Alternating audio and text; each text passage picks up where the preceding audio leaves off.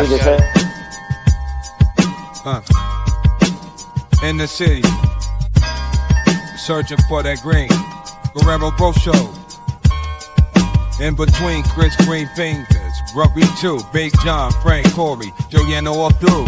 Every day we rolling up, puffing it high on that Cali quality, touching the sky. Tune in at 9:30, growing to survive. The Guerrero Bro Show, feeling so alive, living large, cultivating pride. High times every day we ride. We got strains for days, from sativa to kush. Grumpy with the insights, never in a rush. Big John, steady hand, always clutch. Frank keeps it funky, Corey got that touch. YouTube Chronicles, labors of love. In the flow, in the groove, rise above. Old we two paths, in the right. Much shit, but we're waiting us, close in the sky. All the dad's baby, owing the ass and legs. Right out the bed, shut it. The fish. Well, smoke clouds, green dreams, life in between beams, on a different level, climbing high, with the crew, reach for the sky.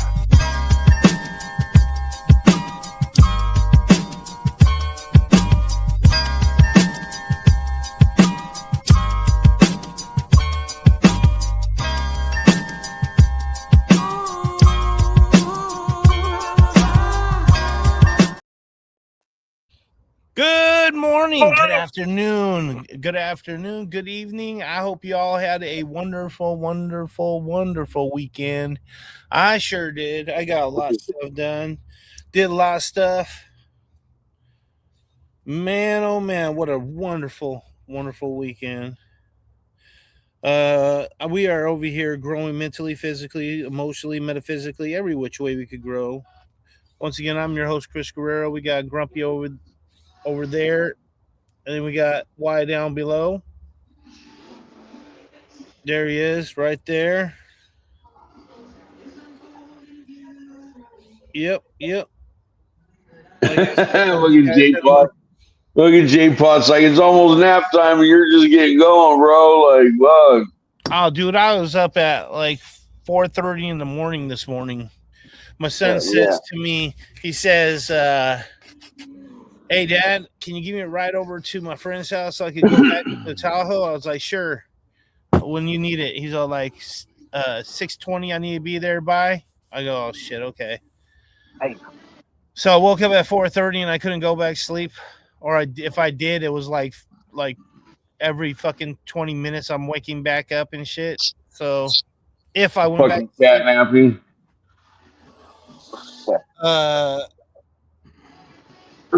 Yeah, dude.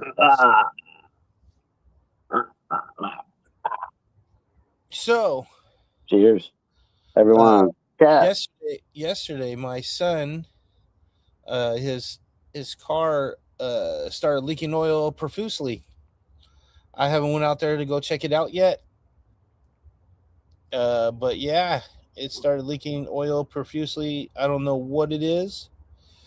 Hope it's nothing horrible. Hopefully it's just the plug or something that came out the oil. You know what I mean? I hope it blew out that thing. But if it blew out that thing, that means something is definitely wrong. To blow out the oil filter plug, to get that much fucking pressure in there, like he fucking didn't change the oil filter. I don't know. So if he blew the plug out, I don't know. But something's happening to where he's leaking oil profusely. And I said, I hope it's not your heads. Hope you didn't start fucking. It's not shooting oil out your head and shit. Right. Gasket. Usually that makes a little smoke in the back, right? No, I seen the oil plug, the pan plug was still there. Oh, okay. And it looked like it was. To be honest with you, it looked like it was coming from the front, dude. Okay. Yeah, I don't know how the fuck it was coming from the front. Front oil seal. I mean, like maybe like something like that. I don't know. Because it looked like it was coming out the front end of the car almost. That's crazy. I mean, is there an oil coolant fucking thing on the fucking They're like Lexus? J-Pot said, the front main sill's a pain in the ass, too. Venus, good to see you, brother. Well, no, dude. If it's gonna cost too much, man, that car is fucking trash. Then somebody else has got to deal with that shit, man. I don't think my son should fucking put fucking $2,000 into it. Probably gonna cost to fix. I don't know, man.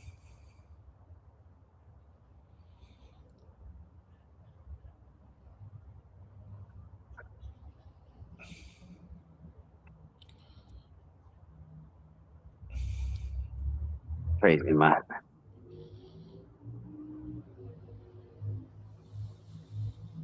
You got these going. I transplanted these. That's what I was thinking too. That it could, like, it was a gasket leak or something, because it is a 2008. 89. Oh no, 6'7". You know it's satanic, right? Dude, I heard a kid the other day do that, and I looked down. I said, "You're retarded. Stop that. Get a fidget spinner. You'll have more fun." The shit's telling. The kid looked at me like, "What?" He's all 6'7". I go, "Fucking 8'9".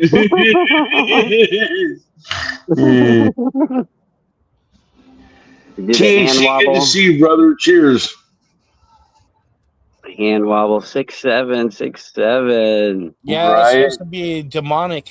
It's supposed to be demonic, and it's supposed to be that he's a devil worshiper. The guy that that sung that song is a Satan worshiper. And when you say that, you're praising the devil. I guess. So keep saying that. Keep praising the devil, dude. I guess. Yeah. It's a number system. I don't,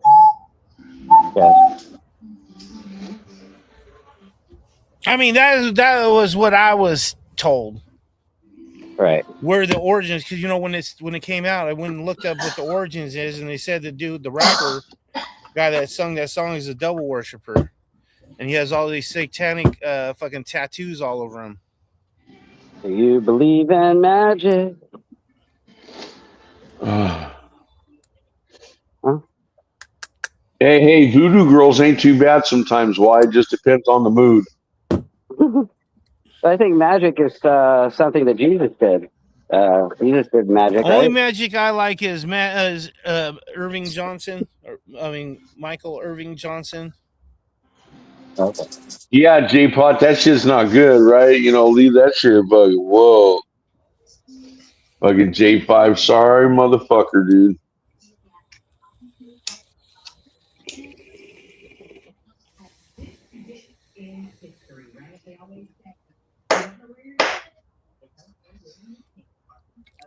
Oh, nice. So this corn's to the compost pile. Oh yeah. Yeah, and those are He's some all mature that hairs going on to there the compost pile, buddy. Hey, little buddy. Yeah, look at those mature hairs on there. Fuck yeah. Is it red or is it blonde? With The hair? Is that blonde? Yeah, because you want it to be red haired. If it's white hair, you want a ginger corn, not a fucking blonde corn. Okay, no, it's blonde. Yeah, it's just underripe. The best is when it turns orange. Okay. It starts turning orange. Yeah, the tip of the hair is getting a little dried out. Yeah. But yeah, it's blonde inside. I mean, that's the thing that it sucks when you get it from the place. You don't get it like when it's the best to pick. Right, it's not picked right. Yeah, right, just under it being ripe. Yep. I think it goes. Oh wait. Also, I think it depends on what kind of corn it is too. Is it white corn or is it fucking? It's yellow corn. Yellow corn, yeah. I think it's more orange. Why is he eating the homogeneous corn? It's sweet corn, whatever that is. If it's white sweet corn, then blonde hairs is fine. Do you eat these, Chris? Oh, what are those called? Why? That's a Lychees. lychee, yeah, lychee. Yeah, I Leches, don't. yeah. I mean, yes, I've eaten them. They're Those like a are grape good. with the seed in it. There's a I big don't. seed in it, Yeah, but you grape can. like with the seed in it. Yeah. If when you- you hang out with the Mexican girls, you get to eat those all the time. Yeah. Okay. We but I don't really eat those because they're not like fucking like right there and shit. You know what I'm saying? And plus, Right. I mean, if you're gonna eat something that tastes like a grape, you might as well eat a grape. Hey, it's something different. That's what it is. Jesus. This tastes like Two seeds. tastes like a perfume. Doesn't even taste like sweet. It tastes kind of tart, like a perfume. Not quite ready yet, huh? No, it's ready. These are. It was picked early, Oh, but buddy. yeah, when I pick them in the wild, the shell's not pink; it's brown. When I pick Oh them, yeah, you can see it's still changing some, huh? yeah, it's changing color from pink to brown. And when I pick them, they're usually brown all the And they're way. clear, right? They're more translucent. Yeah. Right. See, this is like That's pretty. Yeah. pink. That is really pretty. That's pretty. Do that again. Do that again. Hold on, I want to put that in. Yeah, that Yo, part in whoa, the bro, that is fucking. That's like aliens getting Whoa. out. Keep going in closer. No, we don't want to see that side. That's the bad side. That's the cool side. We don't want to see your dirty fingernail. Jesus Oh my Christ. god.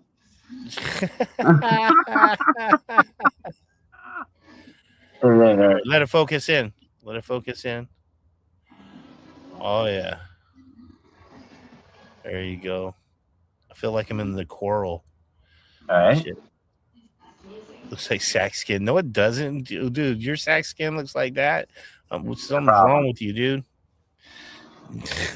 Yeah. You got some problems, dude. Now the flesh might look like sack set, like a sack, but This tastes like perfume. That's why it's so exotic. It tastes like perfume. Yeah. Yeah, I don't know.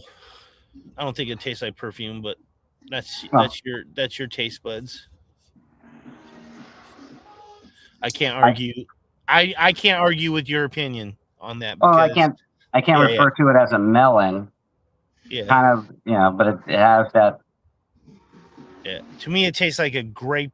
Has a grapey taste to it, like and I'm talking about the new grapes. I'm not talking about like fucking the old grapes. I'm talking about the new like cotton candy type grapes and shit, like those type of grapes. Tastes like those type of grapes. Okay. Yeah, I don't. It's not my favorite thing. Like I said, they're not like fucking all over the fucking place. I don't even know when lychee season is. All right, hold on. I will. Hey Siri, when is lychee season? Here's what I found. What'd you find? You stupid watch. You can't answer the goddamn fucking question. Fucking's wrong with this thing. You can't be asking me a question back after I asked you a question. Okay, May through June. May through June. So it's almost done. And then the real season is for fresh lychee fruit is mid-June to mid-July. So you're right in the fucking middle, almost right in the middle of it. Like you said, it's turning brown. Right? They're picked early. Yeah, picked early. Picked early. Yep. So it's halfway through right now. Early season. I have to go to a lychee farm. Middle season. Oh, nice. We've never had those. And I don't know. That might have been where I fucking ate them. I don't remember.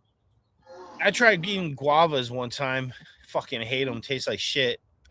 Also fucking what's the other ones? Guava. What's the other one? The other ones less like that. Fucking papaya. Guava and papaya are crap fruits. They only deserve to be in fucking mixed drinks. And I don't mean alcohol either. I mean whatever fucking kind of mixed drink. You could throw them in a salad as a filler. Filler in the salad. Yeah, I don't know. Yeah, they're garbage. I'd rather eat a melon, as in like fucking a cantaloupe or a fucking fucking what's the other one? Cantaloupe and Honeydew. honeydew. Thank you. Honeydew. Got one of those right now. I gotta cut that up. I'd rather eat one of those, and I think those are pretty garbage too. Watermelon's a better one. Now, I think you could eat the watermelon skin. They boil the watermelon skin, the rind, and that's pretty healthy.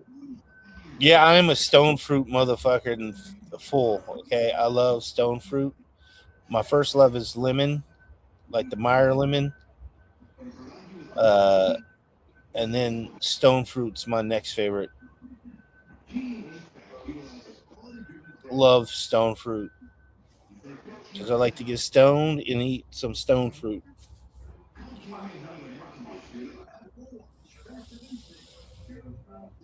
I think white peaches are garbage. I love the tang. You take away the tang of a peach, what the fuck, dude? Taking away something that makes it part of its characteristic, and just leave the sweet. Yeah, this one's ready right there. Pineapple.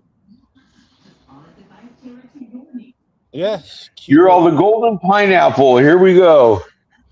Yeah. You don't have the pink pineapple though. Why? What happened? Oh, you're no, Jay Potlover. I've had the best white peaches, but compared to the best yellow peach, there is no contest. The white peach. Hell yeah. Her name was Debbie down at the beach. The best white peach will never beat the best yellow peach. Never. Might be able to beat a lower end yellow peach, but it won't beat the best yellow peach. Yellow peaches are the best. And I'm talking about any yellow peach. I don't give a fuck which yellow peach it is. Yeah, as long as it's got fuzz on it, it's all right. It's a peach. Yeah, it could be any yellow.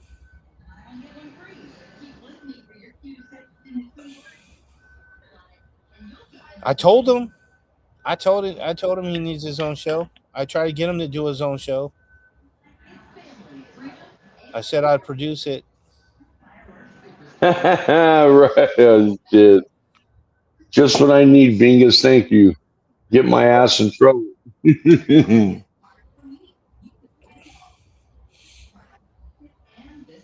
Yeah, pineapples take off pretty easy here.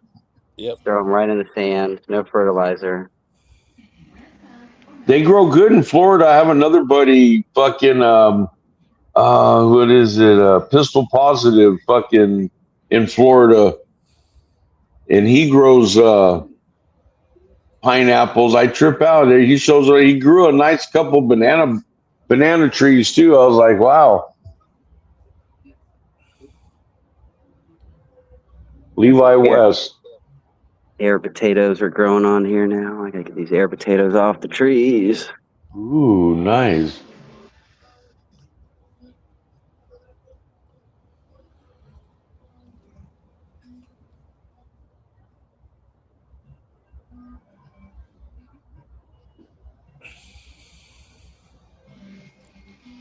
If any of those motherfuckers fucked with kids, they all deserve the same fate that you said.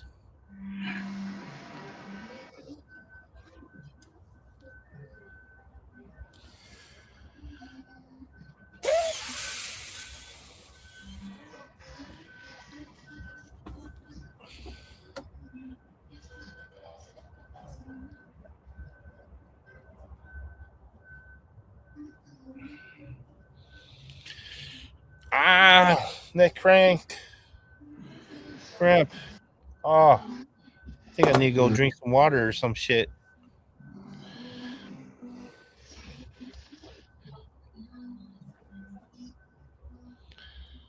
I did 2-mile days in a row.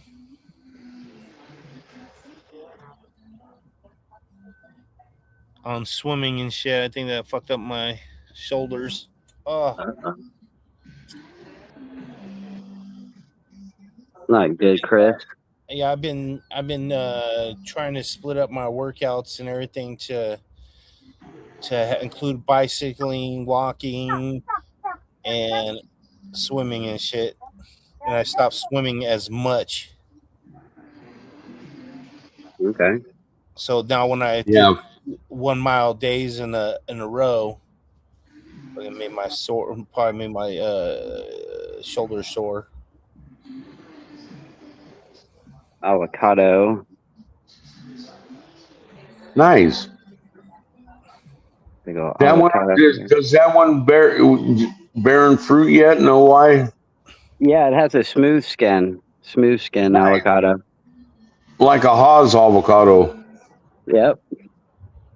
Doesn't get really wrinkly. It stays smooth. But they'll get big though on that tree then. Oh yeah. Yeah, it's a big one. I was cutting some of the Yeah, branches see off. those smooth skin ones, man, they grow giant if they're crazy. Yeah, There's a place in Florida that sells. I showed Guerrero that time that giant fucking avocado. Yeah.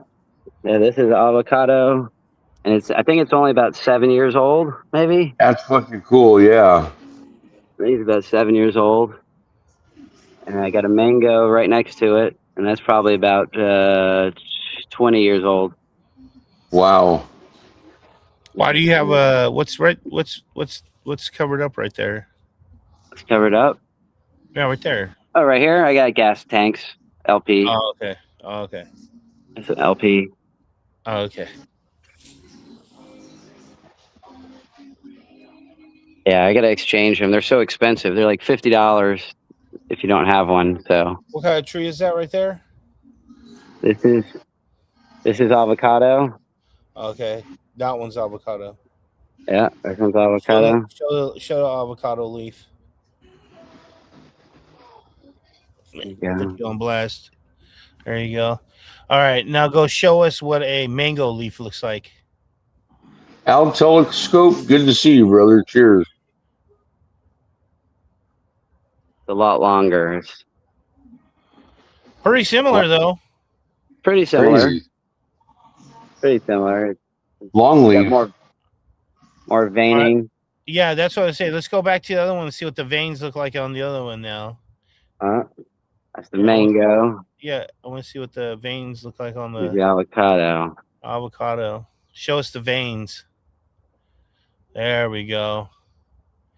Yeah, those are kind of similar too in the veins. The other ones are a lot bigger veins and shit, but yeah, it's kind of similar. The other ones are, as you said, it's a lot longer. Oh, there's a better one right there. I'll have to do it side by side. Here we go. Oh yeah, there. You don't have to take it off and shit because I don't want you getting itchy from the fucking mango and shit. Nah, that's the mango. That's the avocado. So we get a little closer. Yeah, they're pretty similar. Yeah, like you said, there's a little bit more veins in the mango one. Yeah, the mango is a little stronger leaf, I guess. Don't start squishing it. I don't want you getting itchy. The backside looks a little different, I guess. There you go. A lot lighter, yellowish green on the right side and more darker green on the left.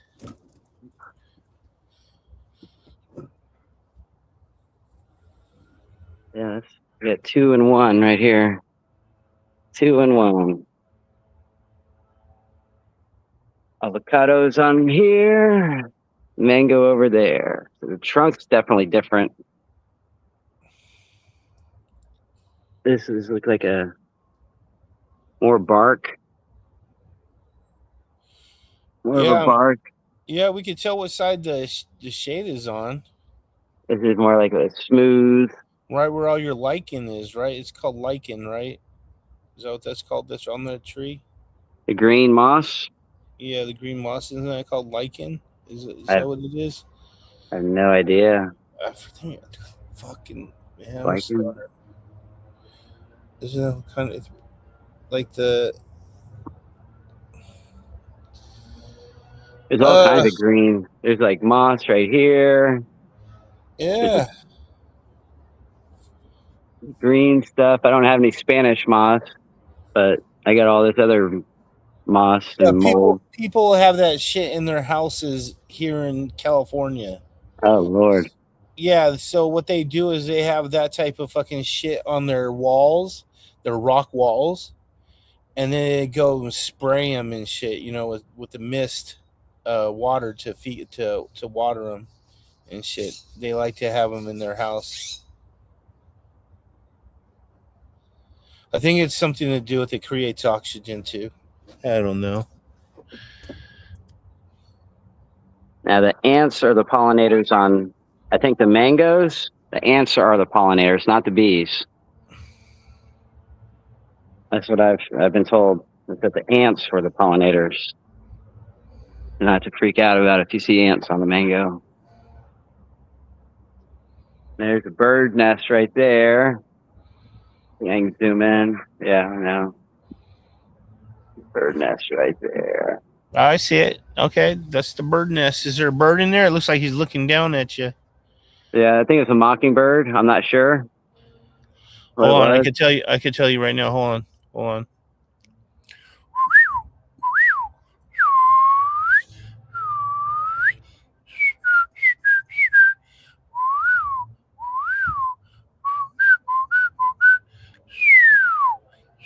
Pretty good call.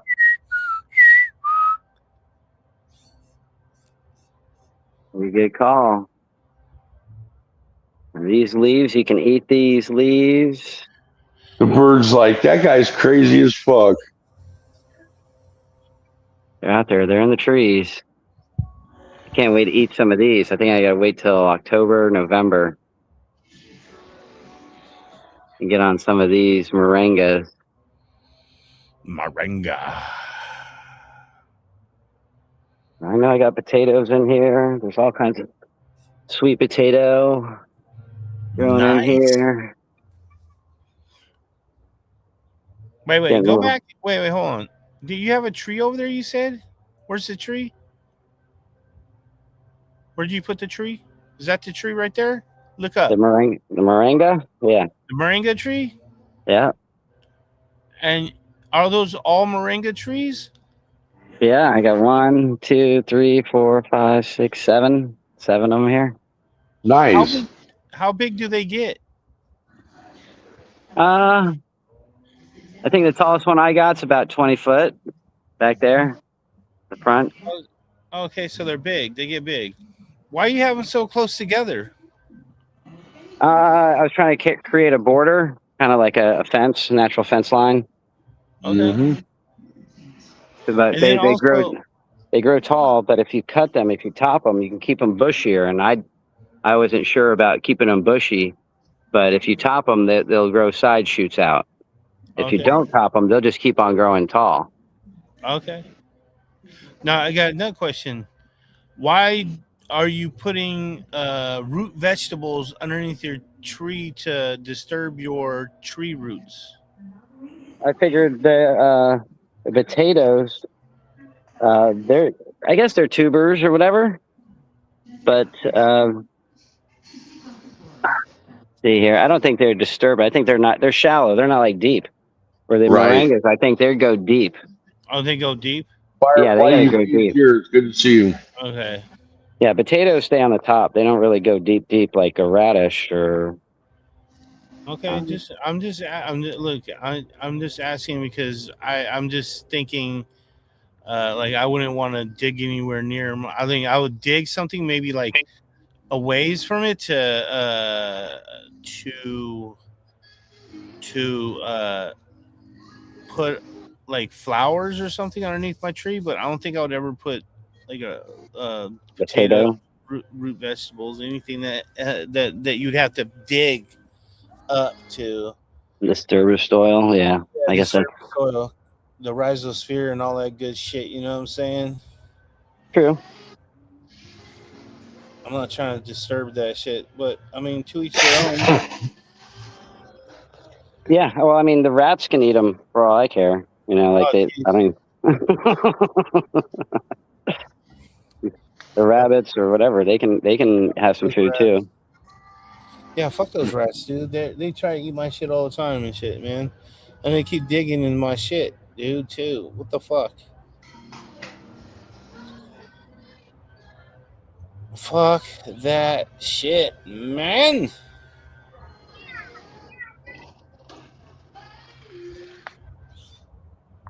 You see that dragonfly, Chris?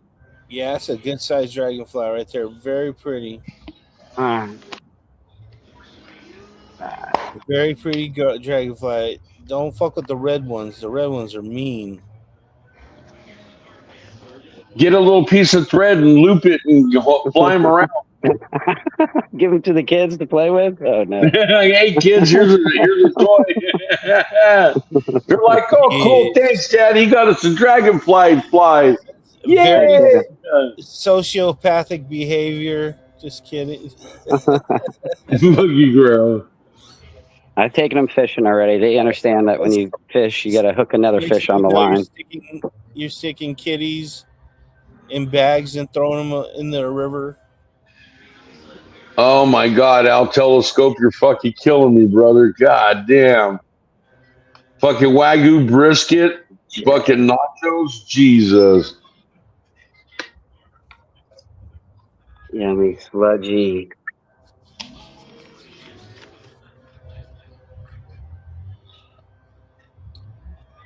Oh yeah, you got bubbles already. Fuck yeah, that FPJ is gonna be fucking great. Why? Banana right there. Yeah. What is that? Banana. Okay. What else you got in there? I got cannabis. The old ones. Okay. Right. How do you water in with that? What's your how many cups per gallon? It's a condensed feeding, Guerrero, the FPJ. I think it's 1 to 20. Right. One part to 20 parts. Water. So it's like a couple, like half a cup of water to a gallon, maybe. Or this is a 2 gallon. I probably put in about a cup. A cup to 2 gallons. I don't think it's critical. You can figure out what works best, but if you, I don't think you can overdose it. You could probably overdose it with a pH, I guess. Now that you do a foliar spray with that, you don't ever do a root spray? Baby daddy, good to see you, brother. Cheers. I'm doing root spray only. I'm not doing foliar. Oh, root spray only. Okay. Yep. Yeah, I'm not trying to touch the leaves at all. There's enough moisture around. Or they Oh yeah, we don't got that. We don't got that problem here in Sacramento. We don't have no moisture. Yeah, there's a yucca. There's a yucca right there. So that's like a root. And that root turned into that elephant ear back there. I gotta dig it down a little further here. There we go. The root there. Hopefully that'll come up. I think I got some green beans over here. There's a turmeric. Here's I think that's a ginger or turmeric. Got the onions. Got another turmeric back there. So got another turmeric here.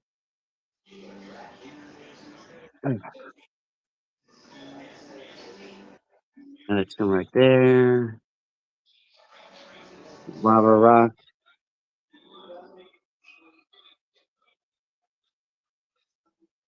Looking good. Got some roots. We want to grow out the stalk here. Probably cover these roots up a little bit. More soil. Yeah, things are going. Oh, I pulled tarps yesterday, so I'm full UV in it now. The full UV.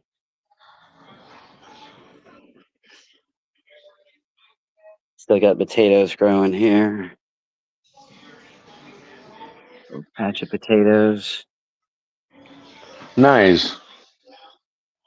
You got the Nibian F5. I trimmed her up a little bit, so she's hanging in there. The Nibian, who's that one from? Why? I think it was Anthos seeds. Right. Anthos, probably northern.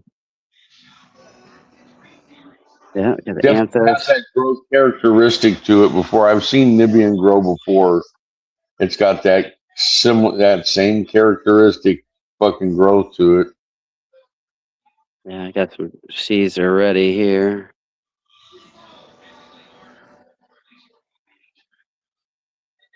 Wow. California invests $227 million to crack down on illegal cannabis. Like, wow, right? They're going to take the money and skip.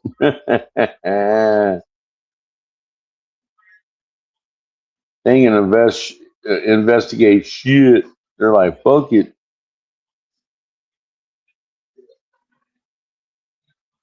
Focus.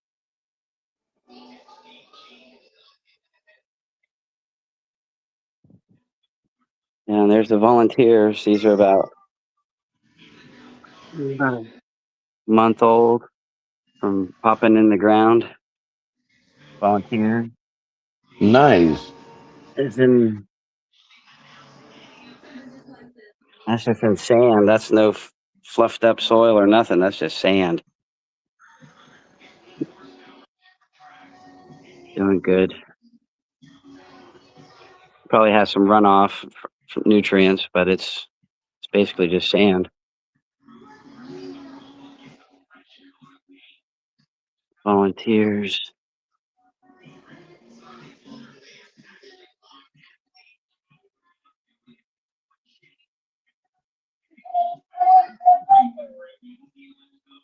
Fuck yeah, why you guys going there? That's a green. Those tall ones are gonna definitely be tall. Yeah, I don't think they're stopped growing yet.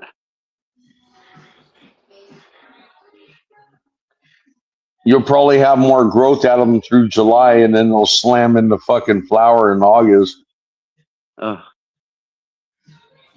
this Panama Red times lethal injection sour diesel. I think this thing is looking nice. It's getting thickened up. It's very leafy, but it's getting thick inside.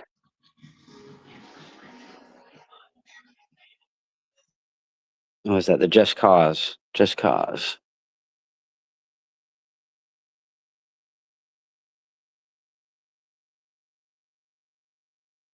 Well,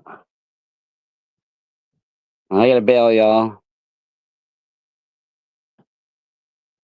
It's been fun. It's the Just Cause. It's the Just Cause. Keep an eye on these guys. We're going in the pool. Let's go.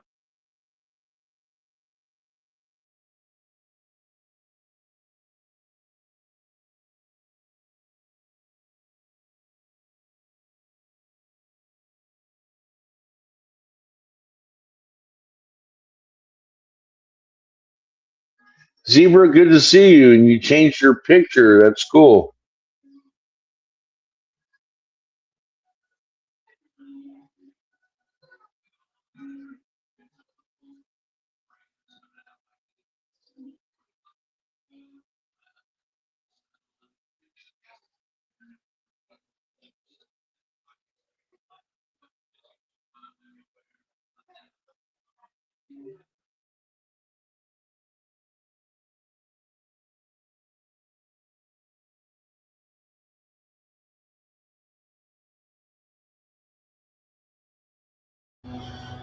doing a little watering. The fucking lawn maintenance guys are around the corner and shit. And all I hear is rain. Come in, Grumpy. You there, Grumpy? Hello? Is it me? What the hell is going on?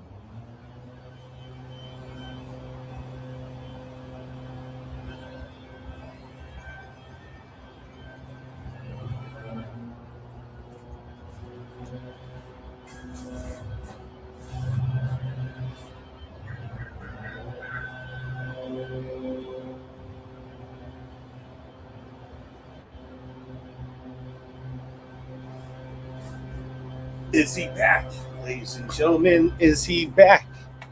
He is back and clearer than ever. There he is. Let me put my... It's right there. Boom. You got Grumpy? Can you hear me? Yeah, I can hear you. Why, you're already gone? All right, buddy. It's fucking internet. Not his internet. His witch call probably fucking ran low.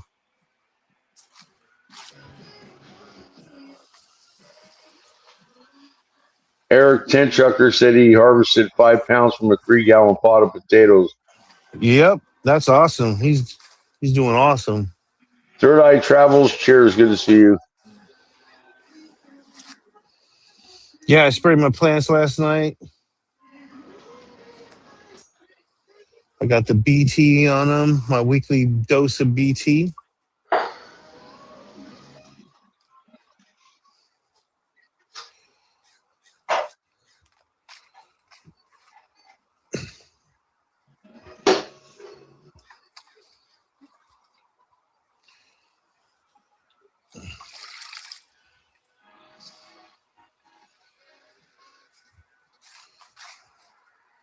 Why, you enjoy, brother. You have a good day.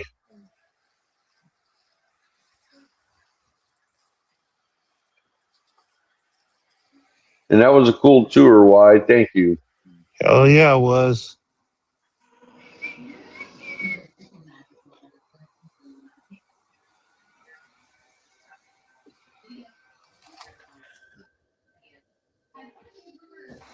Hell yeah, it was. Oh shit. Oh no.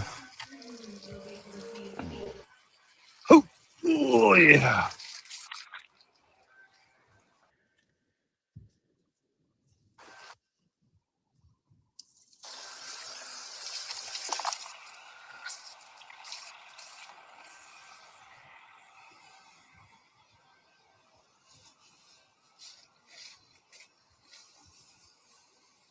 Get her done.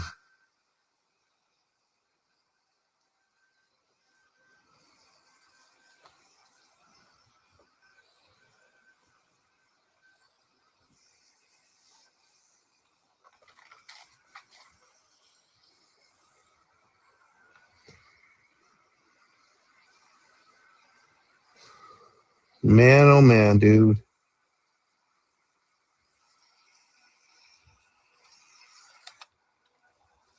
That's perfect. Why? Sweet potatoes in a kid pool. Bam.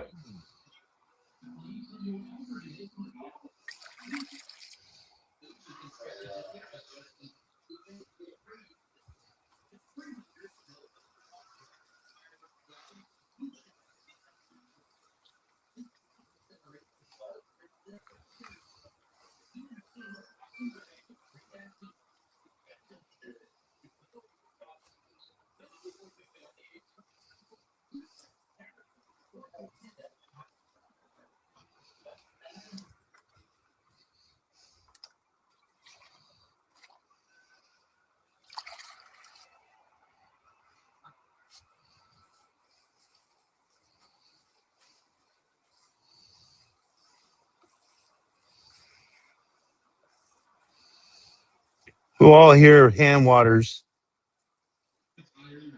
Who all here hand waters? I hand water, Guerrero, unless I'm outside in the outside garden.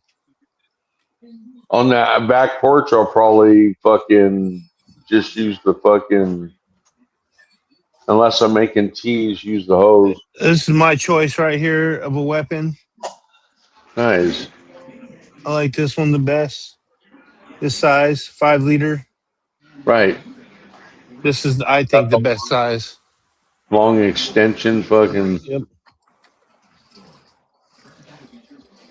That's my weapon of choice when it comes to. Oh, by the way, the today's topic is the pests from below. I have some info and shit. Now, what are you doing? Are you just watering the soil with that thing, Guerrero, or are you like fucking? Yeah, I'm watering the Okay. soil. That's all I'm doing. Nothing special. You're outdoors and you could have just had a hose fucking extension and Oh no, I got get. the hose thing right there. I just like Yeah, to be able to. I like to measure and know how much I'm actually watering. You know what I mean? right. With the hose, you don't really know how much per gallon. Indoors, I like to do that, like what you're doing right there for sure. Make sure how much I'm giving everything. Yeah. And then Outdoors, I'm like, let it rain. yeah, and plus I just got done spraying, like I said to you a minute ago. I just got done spraying BT and uh, all the nutrients and shit. So I'm not trying to spray the fucking them to lose their shit on them. And I just put the stuff on it, some foliar feeds and shit. So I'm not trying to wash anything off. They're coming around a lot more since there ain't a lot of dogs out no more, no cat.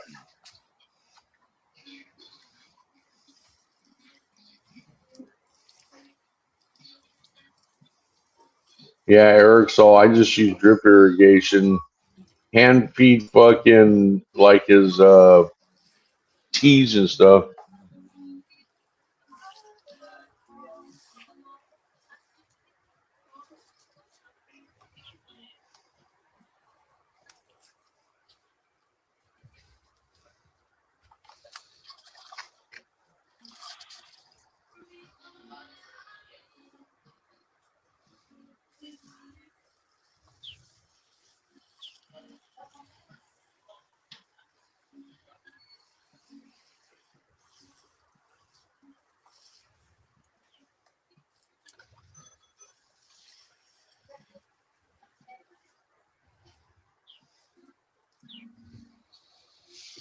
Oh, Sally, that girl. That girl, Sally. Mm.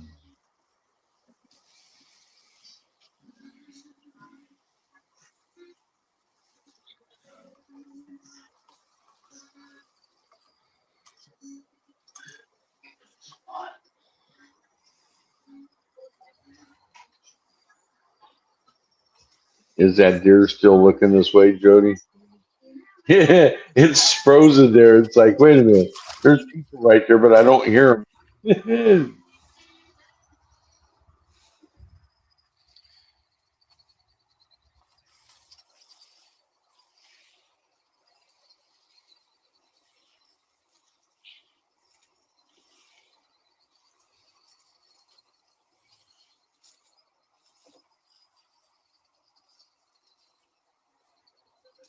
Buddy Kilowatt said he needs a link, Guerrero. All right, give me a second. Let's see. Oof.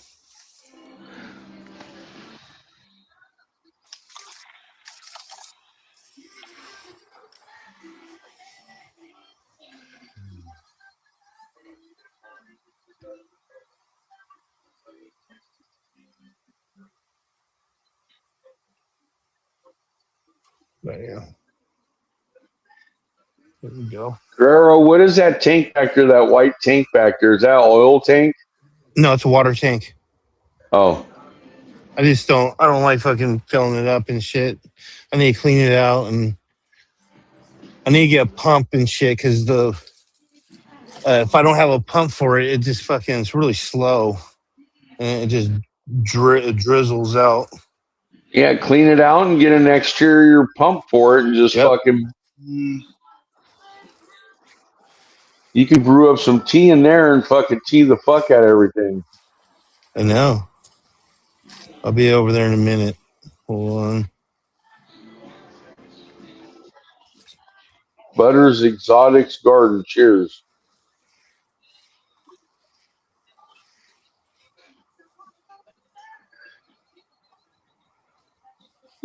Shit.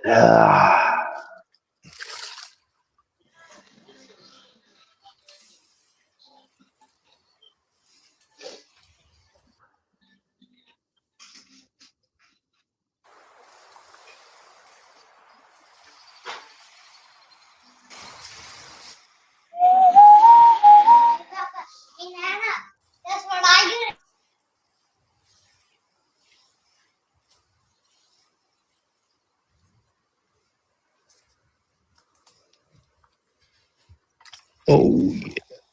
One more.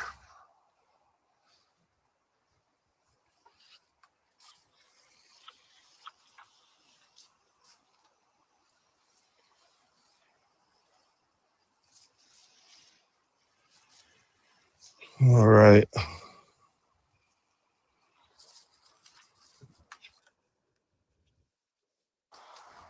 There you are. There you go. You're on here now. Oh, shit. Howdy. What's up? Oh, What yeah. up, There we buddy? go. What up, buddy? Another good day. Fuck yeah, every day above ground to me is a great day. Hell yeah. Another day, another $1.45. $1.45.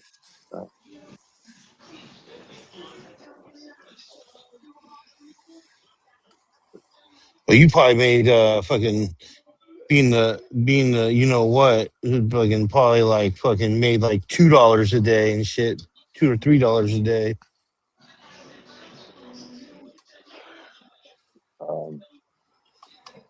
Yeah, a lot more than that. My net, let's see. My net's always been like a high, and not now, but I needed like $300 to $500 a day average to keep the party rolling. Absolutely, that's about right. Yeah, I mean, some days you blank out, and then other days you make up for it. And Right. that's some of the grind that's harder now. As it used to be, the demand was so fierce that you didn't really ever have to worry. Now, yeah, having a bunch of product doesn't necessarily mean you have a bunch of money. Right. What was the first thing you grew? Kevorkian and diamond and garlic were the three. Well, diamond and Kevorkian were the first two strains in '91, and then by like '93 we had the garlic, and I grew those all the way. I mean, I started growing other things, few things, but those three strains I grew for into 2000s, like. So very good. I kept the garlic. My wife, that was her favorite weed. I kept that maybe all the way to 2015 or something before I finally stopped growing that. Yeah, a lot of the strains I grew for long periods of time. Like if I found something that worked, I just kept on it.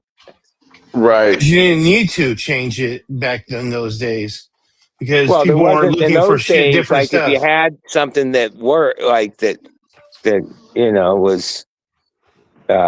And that was like gatekeeping era. And yeah, so it wasn't like other people. You weren't competing with other people. It's like they had what they had, you had what you had. Right. Even, yeah, I mean, I grew the cheetah piss 4 years, apples, bananas 4 years. These were at the end. I forget a couple other strains. One Thank was, you. I forget, but yeah, and I personally think as like a new grower or someone, you know, at the beginning of the path, yeah, instead of growing like different stuff every, because that's the era we're in now. Like, why would you grow the same things? There's thousands of different things. But Yeah, exactly. to build up an education and build up like plant knowledge, and yeah, if you grow the same variety for many cycles, I'm indoors, so it'd be almost 6 cycles a year. You grow them for 4 years, that's 24 cycles. You learn what that plant wants. You are able to look at the morphology of the plant and get it, you know the plant. If you're just going from one thing to another thing to another thing to another thing, oh, you're learning, but it's going to take a long time to learn as Why? much as someone that stuck with a variety I don't think and so. and learn the ins and outs of it. I disagree Right. with you on that, but Okay, that's well, fine. I And the reason wouldn't even dial that's in. I fine. wouldn't, in my mind, I never even dialed in a strain until like the 3rd to 5th No, I agree run. with you on that. If you're doing it for I mean, profit, if you're doing it for profit, then yes, I agree. Everything what you say. If you're doing it to sell it, yes, you'll want to fucking stick with the same shit that works. You want to get to know it. You want to be able to grow that thing inside and out. But if you're doing it for yourself, you're doing it because you wanted different varieties. I think there's a completely difference. But I'm not. It's just That isn't what you're I'm more. talking about. I'm talking about Yeah. learning, like what you're going to Yeah. learn. Yeah, Right? you learn that how that strain is, but I want to learn about all the different ones. Okay. Well, you got to master a few before you know. Why would you have to master a few? That's only if you're fucking trying to sell it. No. No. Okay. Like if you want to grow the best weed, it's mastering it. I don't give a fuck what happens to the weed. Oh That's yeah, irrelevant. Right. I'm So, done. like, Like, whatever let me strains put you it this grew way. last year, if you were working those strains this year again, you would have learned things from last crop and implemented them and grew it better. And then if you did it another year, yeah, that's Let's see. how it Let's goes. see. Let's see. Yes, I agree with you on that. Okay, I that's all do I'm agree with saying. you. I do Like, I agree don't with give you a on fuck that. about what you do with the weed. Yeah, but I'm saying is I don't really want to know the strain because I want to be on to the next one. So Okay. if I could pull from my memories, if I grow it again, then that's fine. Or if I grow across of it or something that, and I could pull back from my memories of it and stuff. But yeah, I'm on to the next one. I want to. I just I want don't to think grow. you're going to learn. Let's say in 10 years, you're not Yeah, going to have the same read on plants that someone that the same grew. lead Now I on grew plants. about, yeah, like Plants are plants. I can look at the plant and the plant talks to me, right? Yeah, Especially if you grow the me same too. one for long enough time, you start to know the ins and outs. Well, yeah, of course you do. You'd be a fucking idiot if you didn't. I'm Okay, saying well is, that's I'm saying important. just like That's people important say. Let me knowledge. say, That's do important you believe wisdom. NPK is NPK? What do you mean? Of course it's MPK. NPK is NPK, right? Well, Isn't that what we're just talking what are about? you trying to say? No, I'm it's a trying lot to more say than is that. It's environment. It's like watering cycles. It's drybacks. It's a bunch of other things. But like all those little things, most of what I learned in the early days was just trial and error. So it took a long time yeah. Why to would I learn have to things. do that when I Today, there's no? like No, all I this agree. like But that's what I'm emphasis. saying. Exactly what you're saying. There's more information right now. So if there's you fucking like, I would say if I want, because I'm growing cheetah piss right now. If I have any fucking questions about cheetah piss, guess who I'm going to ask? Yeah, but I would right off the bat say I don't know anything about growing cheetah piss outside. Yeah, I know. But I wouldn't be I asking don't you. even think that's a No, strain no. that is Yeah, really an outdoor strain, no. other than I wouldn't even. Ridgeline grows it outside and loves it. I've I never wouldn't. Yeah, experienced their cheetah piss. I'm saying I wouldn't You know, care like that you because I wouldn't ask you questions about growing it outside because but that'd be stupid of me. if I looked at your cheetah piss, I would either recognize it or not. Oh yeah, Right? Like, of course. you know. Yeah. I mean, I gave my nephew gave me like 16s that I gave to my friend Cal to put outside, and somehow they all had markers, but whatever he did when I was at his place this Saturday, he up pot whatever he did, and they're like 3-4 feet tall, they're teens, 3 feet tall. He took the markers out. It didn't take me but like 2 seconds to tell him, They're oh, those are the Z not pies. sure. That's Lululemon. That's giraffe pussy. Like I can look at the plant and know exactly what it is from knowing those strains. That's not that hard. I mean, but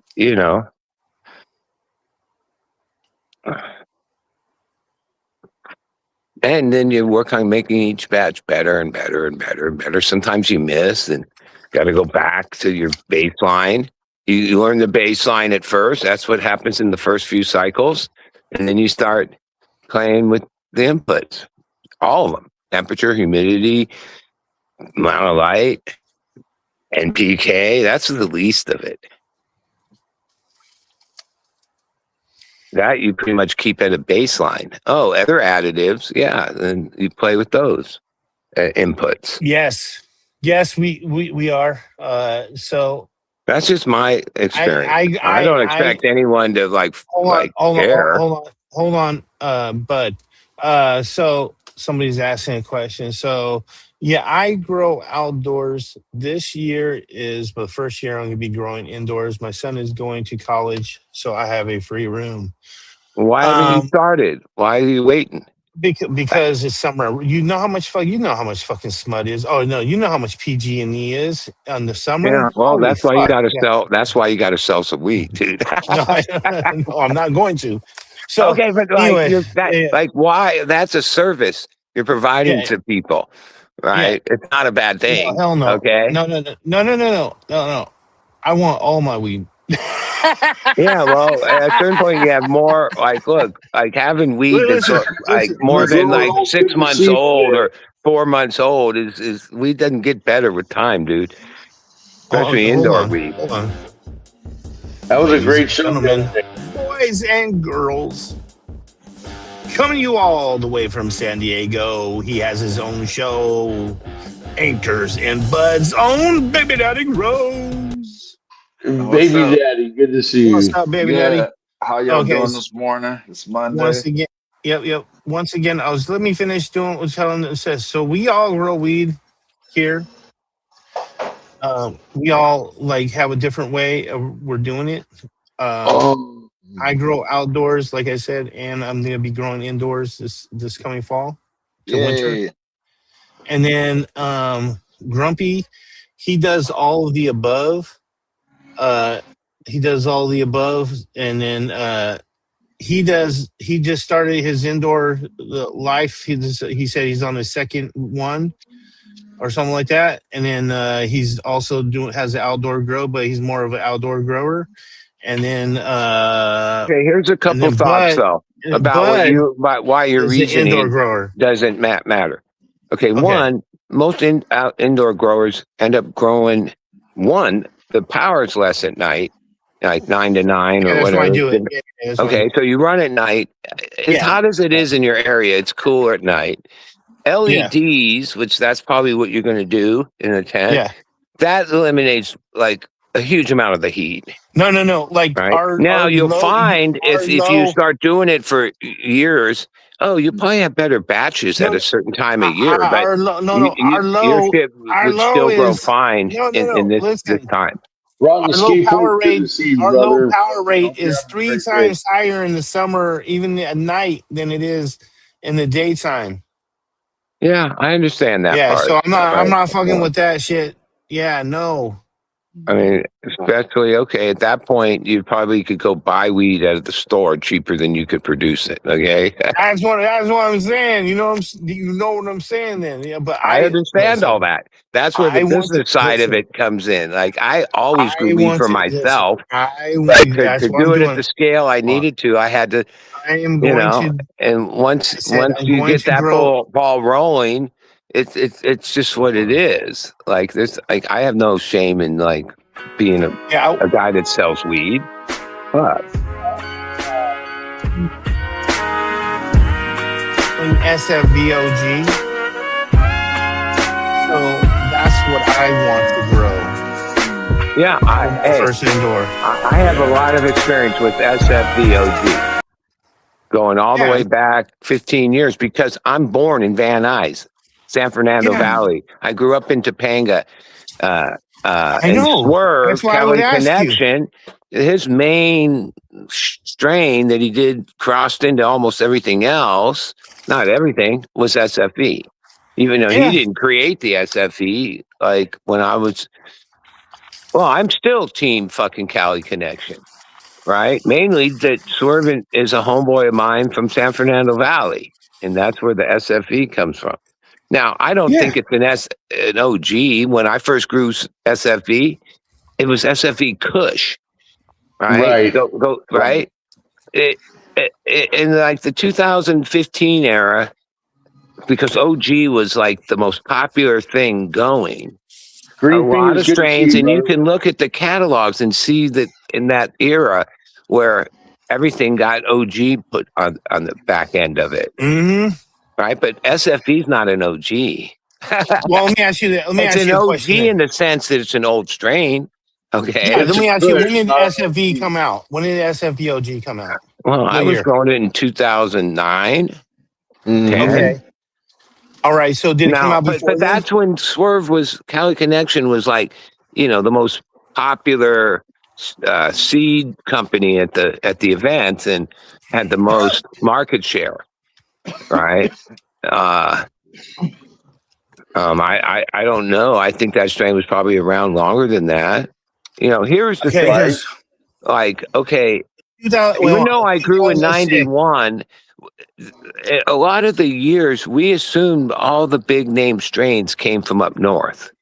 But then in the 215 era, and by the mid to late 2010-ish, it turned out some of the best strains were coming right out of the indoor scene in LA. They had always been there, right? And SFE was one of those, right? It wasn't really an outdoor strain that was on the market pre that. I mean, I knew everyone like back here a going strain that I indoor. would say is like more on the leaning of the OG and shit. You've made shows from there. Tahoe was one of the best. I love Tahoe. Okay. All right. Listen. In 2006, when I first learned about OGs, okay, I didn't know about OGs yet or anything. I moved up to Humboldt, and the guy who introduced me to OG was named Penny.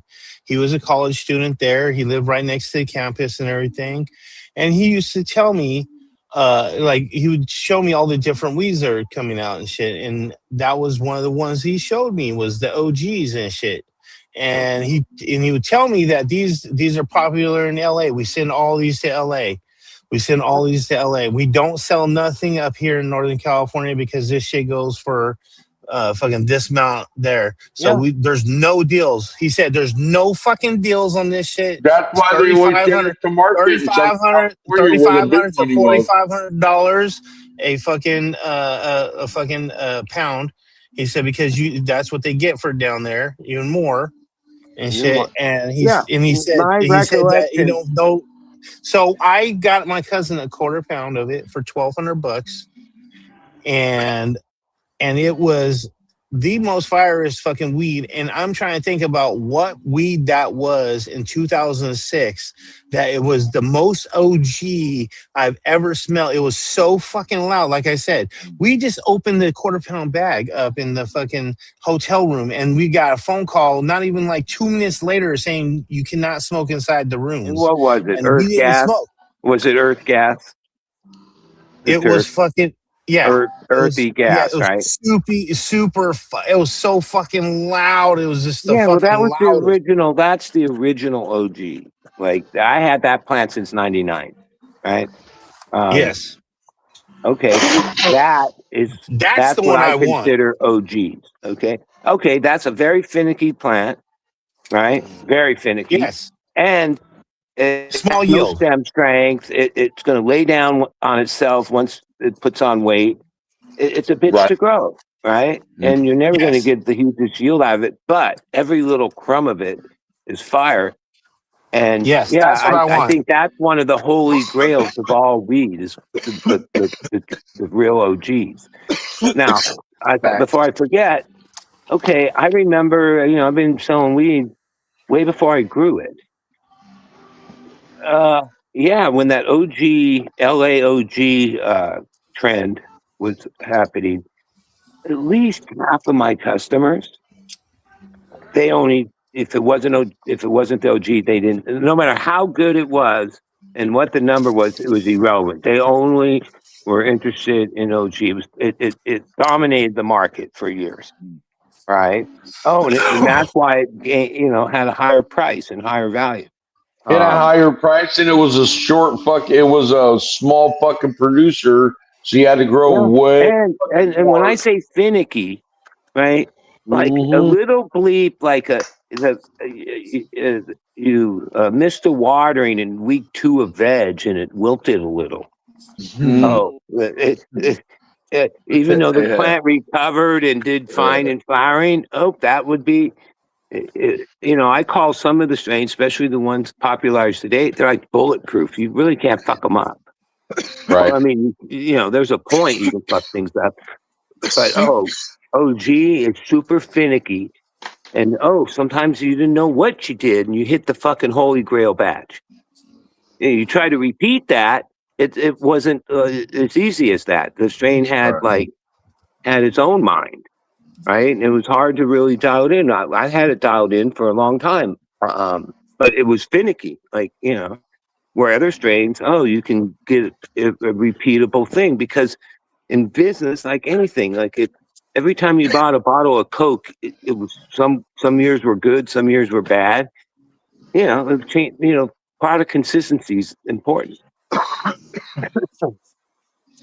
But I also remember, I don't smoke lowers. I smoke headies. But when I was growing OG, I would be fine with the little crummy small pieces, because they were just as fire as the big nuts. And that's the shit I'm talking about right there. And Yeah. it was a sesquiterpene to where every spot of that fucking roach was good. Like all the way down to the fucking very tip. It was so fucking good. Holy grail weed. And it was super stony. You would never get rid of your fucking roaches. Like it you was know how fucking the kind of rotten weed it is. that got you rocked every time. Absolutely. Can't get rid of them roaches. Now here we are, and weed is legal and mass produced, but you don't see the OG in the shelf. No, because you don't see that old school OG no more. That's very true. Exactly. And it would demand a higher price, and customers, the younger, newer customers would gravitate to it because it's like holy grail, dude. I remember back then we didn't have the internet, so we didn't even know.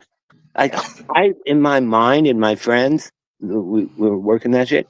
It was layered. I always visioned that whoever bred that, it wasn't just one thing into another. It was many years of crossing things to find. Now, it could have just been some outlier that was found, but no, I think that strain was created through years of crossing things together, all kinds of things, because it was very layered. It had depth. It was complex. It wasn't when OG trend kicked in, it replaced the Bubba Kush trend. Bubba Kush was Kush, real Kush, right? Mm-hmm. Master Kush, Platinum Kush, Bubba Kush. You see those strains out today? That's another holy grail weed, the true Kush terps, right? Mm-hmm. Which, I mean, maybe Bubba Kush was created stateside. Somehow, when I got a hold of that strain, I felt like that plant was directly out of Hindu Kush Mountain. Like that's where it came from. It wasn't bred here. It was like brought here, right? There were seeds or whatnot, because it represented that area. Now, all this is pre-internet, so you didn't have all these folklore stories and everybody making claims. You had your imagination of where things came from. Yeah, But sure. Yeah, that's why I said it was OG. Yeah. That's what he said it was is OG. This is OG right here. Yeah, which is earthy gas. Now, a lot of crosses happened with OG to try to better the yield, the finickiness and stuff. And those are watered down OG, and right? honestly, but like he the did true say at OG, the time that's that what I it mean. was Is that earth way. gas. What you It's said. earthy gas. That's the original OG. Was this earth gas? Those were the only. Right. That's if you were trying to explain the terp profile, you say Gas, earthy fucking gas. new tennis ball, fucking pine sol, fucking all that crazy terp, dude. Yeah. It was so tasty as fuck. Yeah, it was fire. That's like the early days, like you said, bud, of Bubba Kush. And Bubba Kush really was proliferated in the Pacific Northwest and stuff, man. You saw that a lot. We used to get a lot of good Bubba Kush, dude. We used to get a lot of good Bubba Kush, but I'm telling you, man, it was nothing. It was kaput compared to OG. Yeah. It was like a muddled OG is what it was. If you appreciate that Kush taste, that to me is like one of the holy grail herbs of cannabis. Is that? Yeah. Pure That would be Kush taste. the people ask you, what weed would you could smoke for the rest of your life? That was it right there, bar none. No discussion about it. I believe that. Yeah. There's no that shit I could have smoked for the rest of my life. Like I said, that's what I'm like. If what's the okay, so if I can't get that one, if I can't still get that one, what am I going to get? What should I get? That's up to you. I mean, yeah, that's a good question, Chris. Yeah, but you can't explain it. I mean, you got to think about your system, how your system's gonna be. Some of the more modern strains God have damn their it! I'm not place talking in the about game that. too. My system. I'm talking about the terpene profile of fucking the next best thing. If I can't get that one, is for sure. SFV or Tahoe OG or which one is the best representation of that? Now, I'm not talking about because even I'm not all talking the about modern my genetics endocannabinoid system. I'm actually talking about the best have their place too. representation of OG. And I'll tell you, like Bubba Kush, why it's not grown at scale. I can remember, after a while, you can look at your tray and have a good idea of your numbers, your yield. And for years, I grew Bubba Kush, and they grew these big, dense golf balls, and it would be like you would assess that and be like, oh, I'm going to hit whatever number. Yeah. But once you got it trimmed, you were always disappointed because for whatever reason, a dense ass golf balls, it wouldn't yield as much as other strains, right? Well, that's why and it I wasn't think as no one stinky grows either. it. Huh? I said you talk about the Bubba. It wasn't as stinky either. So. Oh no, it had its own thing. Hey, listen, I know what the Bubba funk is. I've had the best Bubba in the world. Yeah. And shit. And I'm telling you right now, like I said, it holds nothing compared to fucking the OG and shit, the one I'm talking about. No, it doesn't hold a candle to it.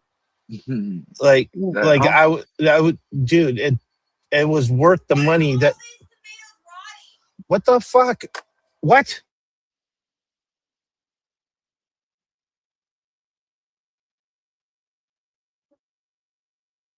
But Big you know, love to THC, my bro. impression of everything is that we, because of prohibition, a lot of things and the methods we use, we have not done a very good job holding down the root genetics of cannabis.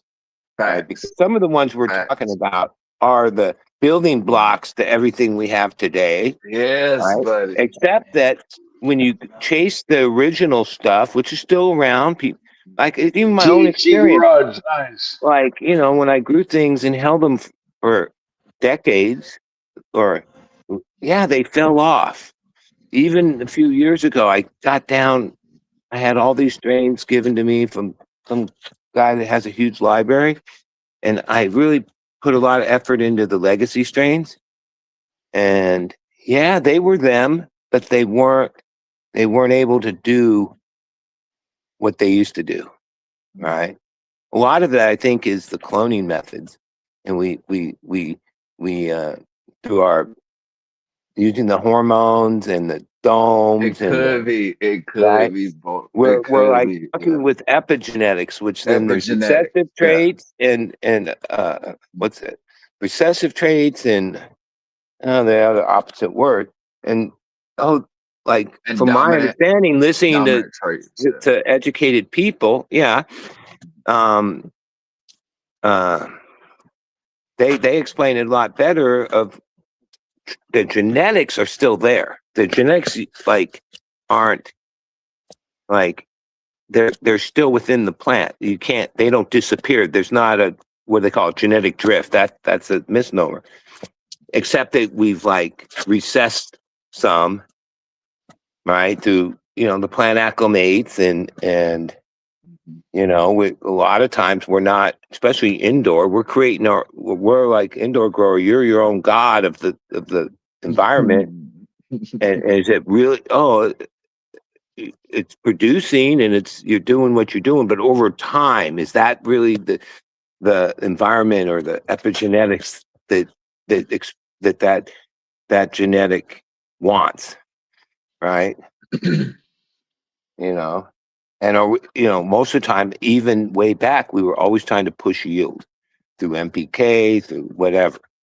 Well, did we recess a bunch of traits through our methods? You know, I don't know. Hell yeah. You know, like we haven't had academics and we haven't had research and we haven't there's some of that starting, but like it seems like we don't have the building blocks of the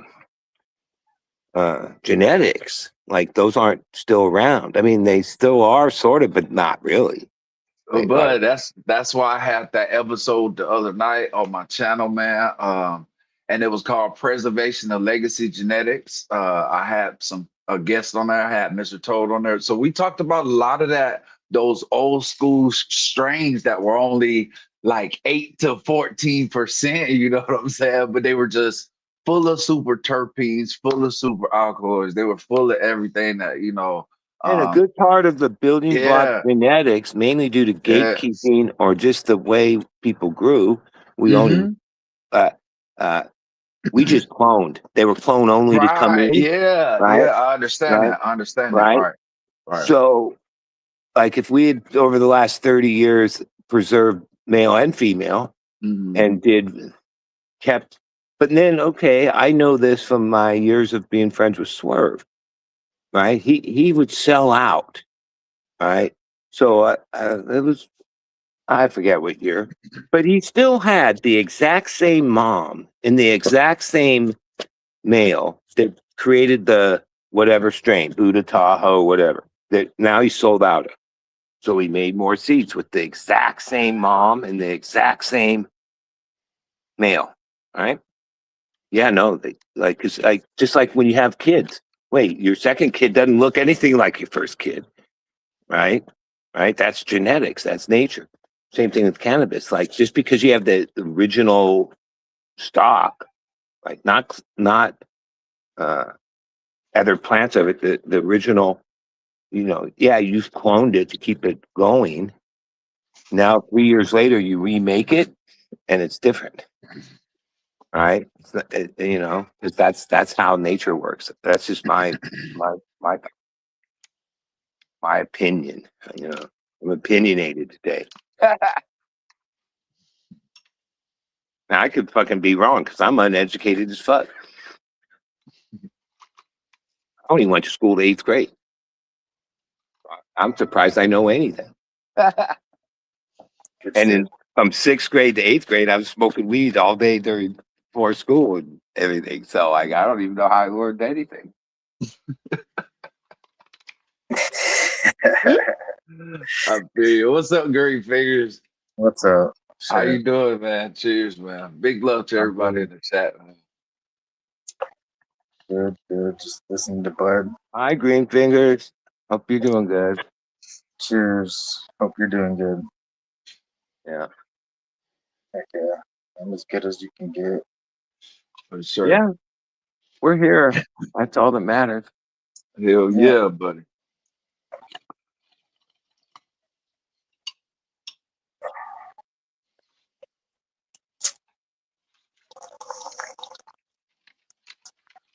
Man, shout out to everybody again, man. Oh, Chris, man, I caught your video from Patreon the other day. I looked at it. I went back and took a look at it. Man, it looked pretty good. Thank you. It's crazy because it's even more now.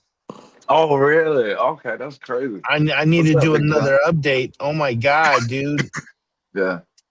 Like I think the NL5 is trying to compete. I think it's more like NL7 or NL8 and shit. You know what I'm saying? I think they're trying to fucking compete with each other. No way, Chris. Oh, yeah, man, dude. cool. I can't. Listen, Yeah, I've been NL listening. is like I've been a listening beast. to McCormick. NL5's a total beast, dude. Mhm. Yeah. It's a, Is it really? encroach upon other Yeah. plants' space. Mhm. For sure. Yeah, man, dude. It is beasting out. Like, so is fucking THC's garage is fucking Piff 44-day Iranian, man. That thing is beasting out too, man. Yeah. Fuck yeah. That's gonna be a quick one, man. That's gonna be a quick one. I don't know. Let's go grow, I don't know. bro. I don't know. Let's see. I'm excited. I'm excited for that shit. Yeah, man. Fucking to be able to see which one is fucking gonna be the because like what is a third, and a third. A third is gonna take after the father, a third is gonna take after the mother, and a third is gonna be a mixture of both. But I thought that was like a 60-day piff too. It wasn't like a very long piff, I thought. Was it a 60-day piff? No, I don't think so. Like a 70-day piff or some shit. It's not a very long I don't know. piff. Oh, was it? It's not 120-day piff? I don't think. Was it? Is it THC garage? I just saw him in the comments. Let us know, THC.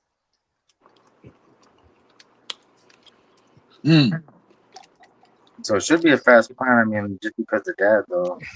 All right. So I have a problem. Uh-oh. And and this is coming up for a lot of you people, and I kind of want to talk about it. So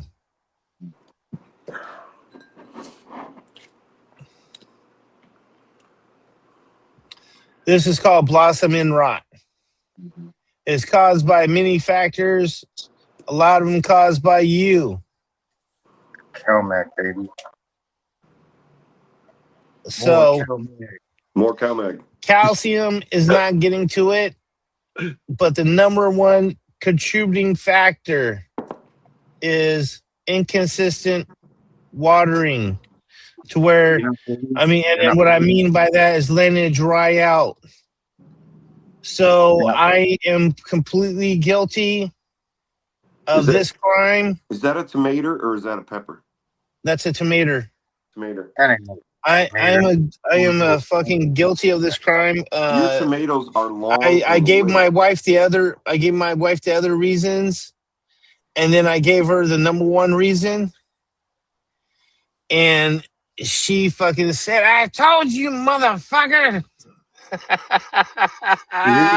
Just water your fucking plants every day. Inconsistent soil moisture. This is the number one culprit. If the soil dries out completely, the plant can absorb water, stopping the calcium uptake entirely. When the plant is heavily watered afterwards, the fruit grows rapidly, but the cells were formed without enough calcium to reinforce their walls. I did look like a green bean though, Chris. I didn't think it looked Yeah, like I a didn't think tomato. Yeah, you know what that goddamn is? tomato. That's called a You pink and your fucking banana flame. tomatoes nobody ever Pink seen before. flame aroma tomato. Pink flame aroma tomato is a baby. It is a long tomato. It's gonna be it's gonna be a long fucking skinny tomato. That sounds weird. It's gonna be I've never sick, dude. seen one of those Go look it before. up. Pink flame fucking Roma tomatoes. That's cool. Yeah, There he is. There's so many varieties of tomatoes now. It's crazy. Yeah, I hit it with Calmino last night. I did hit it with Calmino last night. I did. Thank you. I did hit it. You should be hitting Yeah. those tomato plants with your flowering newts and your flower. So Sundays are my spray at Sundays. So spray at Sundays, it gets my foliar spray. I do a foliar spray and spray at Sundays. I try to rhyme the days and shit, you know what I'm saying? Or like match up the letters. Like feed them Friday. Man, you got issues. Yeah, man. Gotta match them up. Water them in. Water them in Wednesdays. Water them in Wednesdays. And shit to remember. Water them in Wednesdays. That's my water in day. I water in Wednesday. So complicated. Chris, Christopher. Don't make it. Feed so them Fridays complicated. and spray them Sundays. You're lucky we love you, Chris. We would have thrown you. Yeah. Oh my goodness, bro. Yeah, y'all can take mine. You can You're take lucky we mine like if you, you want to man. do that. If Bro, you want to do that, I'm not gonna hate you if you follow my thing, my plan. Don't follow his plan, folks. You will be confused. Don't do that. You will be guys. successful. Don't do it. Man, oh my The only goodness. thing you want to follow this guy is like if he's Yeah, going to like a Mexican place or something to eat. You want to follow him to go eat. That's the only place you follow this guy to. Nowhere else. Don't follow him anywhere else. Okay, so the PIF is 12 weeks, and the father is 45 days from seed. So 12 weeks. Probably get something in the middle, I guess. Probably looking at like 80 days. How many days are in 12 weeks? You're probably looking at like an 80-day average if it came out midway between the two.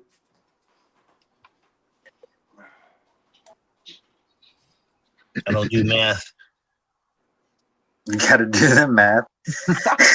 Oh, I like come that with no one. leads. No, I Call don't. everything I day. like the training Tuesdays. I think I'm gonna do that training Tuesdays. That sounds like a good one. I like training Tuesdays. You need some ginkgo biloba, Guerrero. We gotta supercharge your brain cells, man. Yeah, Chris. You guys earlier when Y was on was talking about cantaloupe and honeydew, and I was working, but I couldn't wait to get to my honeydew. Yeah, I don't. Like I said, I don't mind honeydew, and I don't mind fucking witch called, but they're not my favorite at all. Like I said, I am a big time peach and nectarine, fucking plums, cherries. Fucking that's the fruits I like. There's not a fruit or vegetable that I don't like. He's a stone fruit kind of guy. I'm a stone fruit kind of guy. Besides lemons and shit, I think lemon is the best. I think lemons are the most best fruit that's so versatile, from savory to everything. Everything tastes good with lemon in it. It's like chocolate.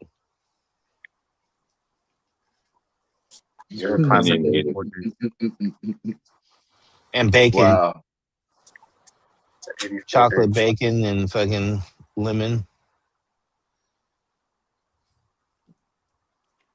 Fruit is seasonal, so stone fruits are not.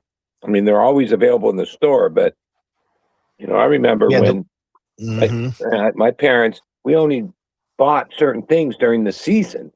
Exactly, because they're the cheapest. Well, and that's when they're good. At the farmer's market. No, Well, even the grocery years store ago, used to too, Bud, operate that way. They weren't. I would. Weren't importing from greenhouses in Mexico and Peru year round like they Oh, are. you're Like they are saying. now. Oh, We weren't getting those. you're saying. Those Oh, you're greenhouse talking about the. You're talking about the Yeah. long time That's ago. why you gotta like You're all talking kinds about of the. fruit. You're talking about the lemon, citrus has its season, corn has its season, melon has its season. Stone fruits have their season. Some of them overlap, but then some of them, you wouldn't want. But now today, the grocery market, even the farmer's market. Oh no, farmer's market. Because when I was in LA doing the catering, we had business at farmer's market. Yeah, I remember when the heirloom tomato season was over, and there was only a couple people that had a little of them left. And then you have to wait till the next time of year that they're back. Yeah, but now they're doing all those produces in climate controlled greenhouses and shit. Yeah, right. You can and get importing them from at the different opposite parts time of of the when world. it normally would harvest. Yeah, people want to have lemons and oranges available in the middle of the summer. They don't want to wait. And like I was in the fruit business for 17 years.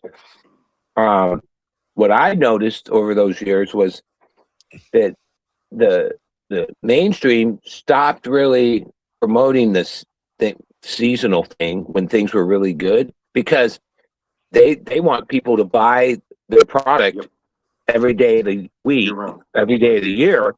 And if they kept that knowledge that corn season is August, September, you wouldn't want to buy corn in fucking April, even though it's there. Oh, it's I don't buy. And like the younger generation doesn't even know seasons of that's not part of their. Those fruits are available year round. You're right. Yeah, no. Strawberries all the fruit, and blueberries being a lot of fruit though I eat though. Yeah, those ones are seasonal. They would lose sales the rest of the year. People would go, blackberry, raspberries, because all stone available fruits year are an round. example of that. They're always available, but like some of those peaches and nectarines off season are bland and have nothing. Yeah, those are garbage. Yes, but that's why go to the farmer's market if you like. No. That's why I love living here in California. Support your local community at your farmers markets. Exactly. Support your local and my thought about farmers market. Granted, like it's most of it's organic. That's part of farmers market. But what the strong point of farmers market is it's vine ripened, right? Yep. And it's not meaning the rest of the fruit industry, due to transportation and distribution, pick early and use all these techniques to lengthen the thing. When if you pick things vine ripened, you have about a day to sell it and about 2 days to eat it, right? Because it's they're spraying a lot of this fruit with waxes to keep the moisture level. Oh, dude, it's disgusting, man. Oh my god. Bananas. Well, here's the thing. I'm spraying my fucking shit. I'm familiar with it because of my experience with the strawberry business, right? And I met the guy, this old guy, he's probably passed on now, that had the patent on these things that were the pallets that they use for strawberry distribution, right? Now, I was buying strawberries at the strawberry field that morning that were vine ripened, right? So I had like 48 hours to sell them, or they were mush, right? Yeah. But the mainstream strawberries were picked early, and this invention this guy made is this pallet that has like a plastic, like once you pack the strawberries in there, and then you zip it up, and they suck the oxygen out, and they shoot in nitrogen. Yes, of course, right, because then it slows down the ripening for then, by the time it gets to the market 4, 5, 6, 7 days later and all. Well, that was a thing in weed. There was these cans in Colorado years ago that they sealed them and put a little nitrogen in there. take out the oxygen to try to like displace preserve the weed. oxygen for the oxidation. Yeah, that's not popular anymore because that ruined the weed. It wasn't good, right? Like, yeah, it did. Right? Like no one does that anymore today. They're But doing that a lot in the supermarkets now, Bud, with like chopped meat. You see it in those nitro packs. It's like exactly. super hard plastic. That's pumped with nitrogen. That's why that meat stays looking so red and doesn't oxidize. Right. Exactly. Yep.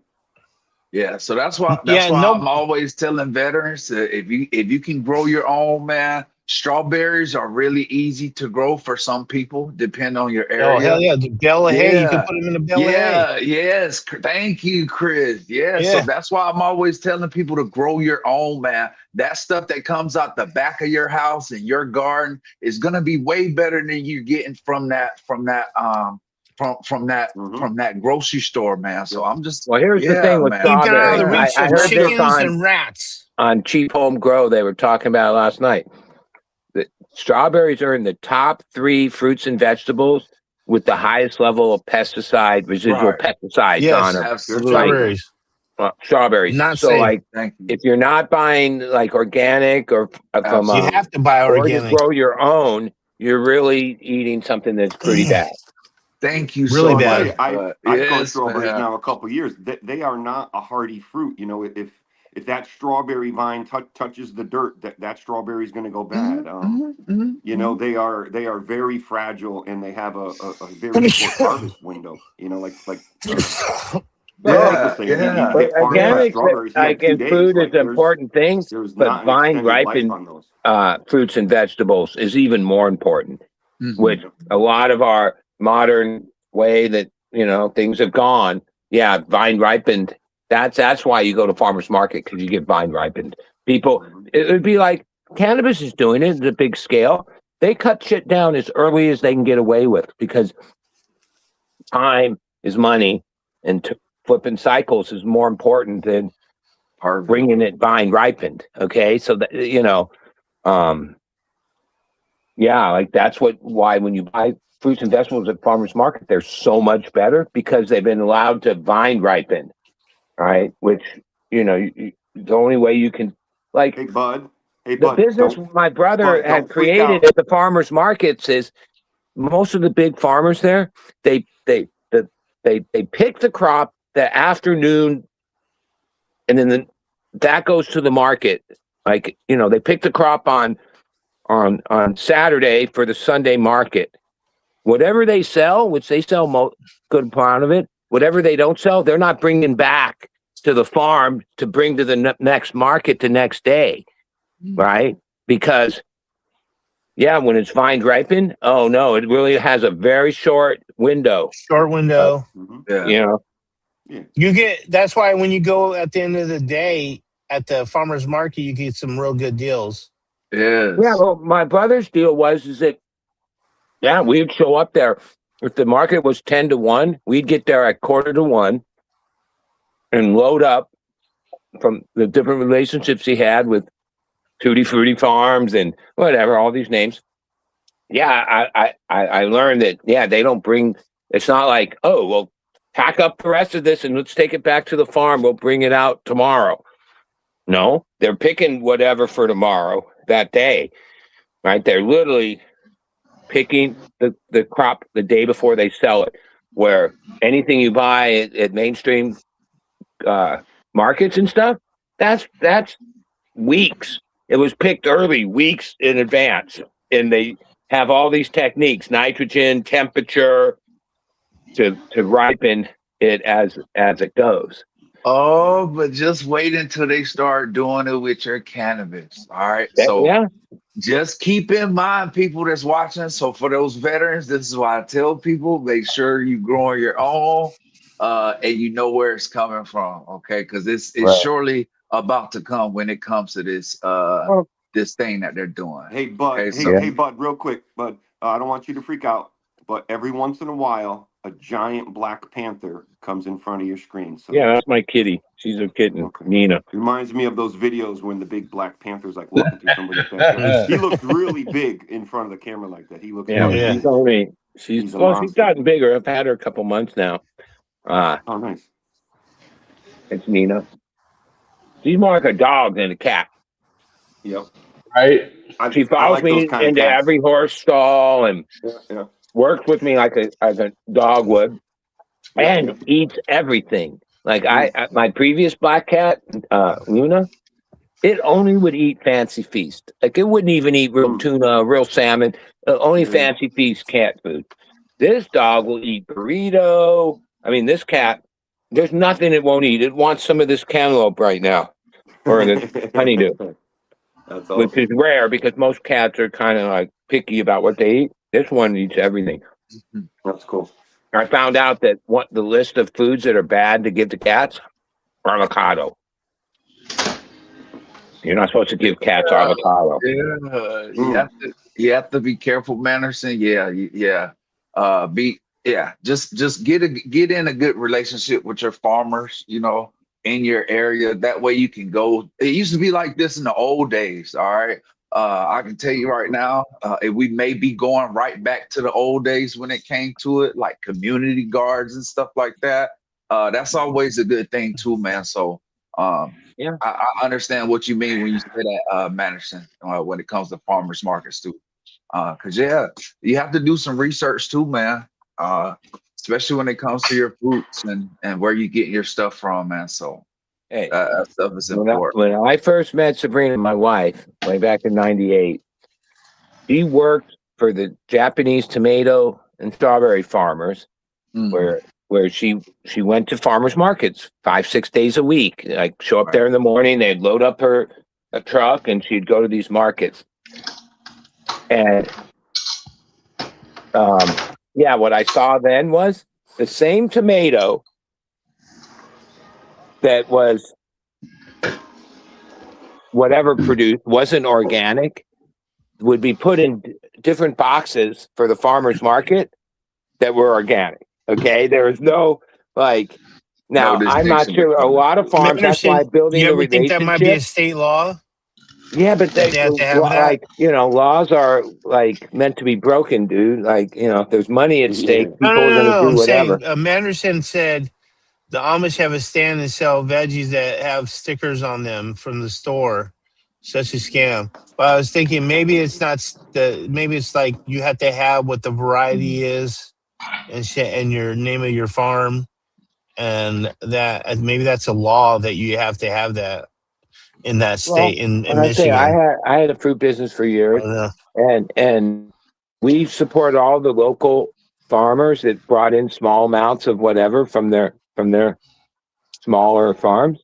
But then we had to supplement that with going to the produce packing house or ordering other fruits and vegetables to have shit to sell. And there was no question. Like we didn't decide. We didn't try to. We were honest about what it was. But like that, this is 20 years ago. Man. There was no comparison. Like you could never buy anything through the packing house that compared to somebody that brought in a few cases from their tree at their house. Is that the don't hate the player, hate the game, Manderson? Yeah, that's the reality. It's like having it at the right time, right place. Yeah. And I've noticed that like mainstream markets all have like their organic section, but that shit isn't even like I don't even know what standards, but that's it might be better than the alternative, but it's not really. It's not real. It's bullshit. They found ways to make the extra money. Sometimes I think that some of the products are just better to because you can't always. Well, you could, but you'd have to work harder to attain your food through farmers markets. Than just going to the market. You know what I mean? So again, grow your own. All right, grow your own, people. Yeah, man. Grow your own. Something that's gonna sustain you and your family, man. Because I'm gonna tell you right now, I've been trying to tell people this message for a long time, and now people are trying to almost understand it. But I'm gonna tell you right now, it's look at the cancer rates in places. a lot of that stuff is coming from the food we've been eating and stuff like that. And we gotta start paying attention to that stuff, you know, and what we've Part of been the stuff they ingesting. were talking about yesterday in strawberries is some story that brought it out in the show. A story came out that cancer rates next to strawberry fields, to the people that live around there, are like 30-40% higher than average. Yes, but yes, the numbers are out there, but people Yeah. have to be educated and people have to know where to look, but you know what I'm saying? And that's why you know, Monsanto and all these other places, that's where they make their money at, you know what I'm saying? And so it's just a constant cycle of something that we just don't know about.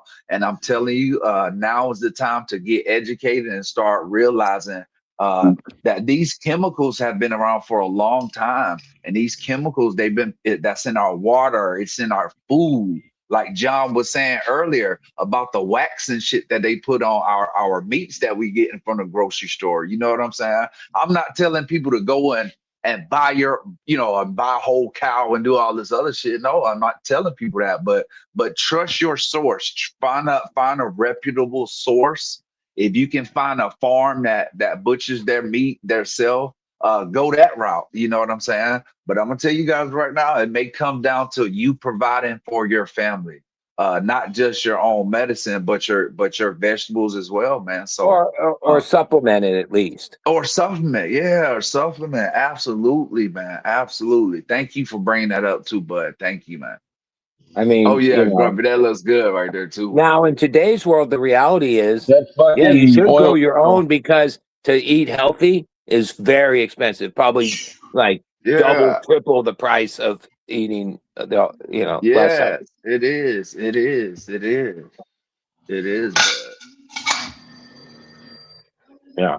I mean, yeah, And we live in that's a, by design, is it not? So It that means yeah, is. the people who everything's It by have is. that design. extra money, who could afford It all is. organic and all It these very natural, it no Oh, very processed much foods, is. only It those people can afford it. The middle class, it the lower it class, very let them much fucking die is. of cancer yeah. young. I That's mean, the Yeah. like point. Whole Foods is Thank an you. example of that. Look at the people that can Thank you. afford to shop at Whole Foods, right? Absolutely. You Perfect know, example. Yeah. Yeah. like even like a weirdest thing, like really one of the richest areas in my area is Encinitas, right? They Oh put a, God. they put a Whole Foods there.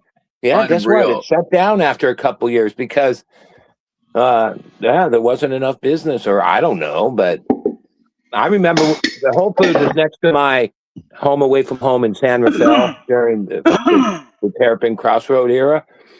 Oh yeah. This was like in 2012. One bag at Whole Foods was like $100.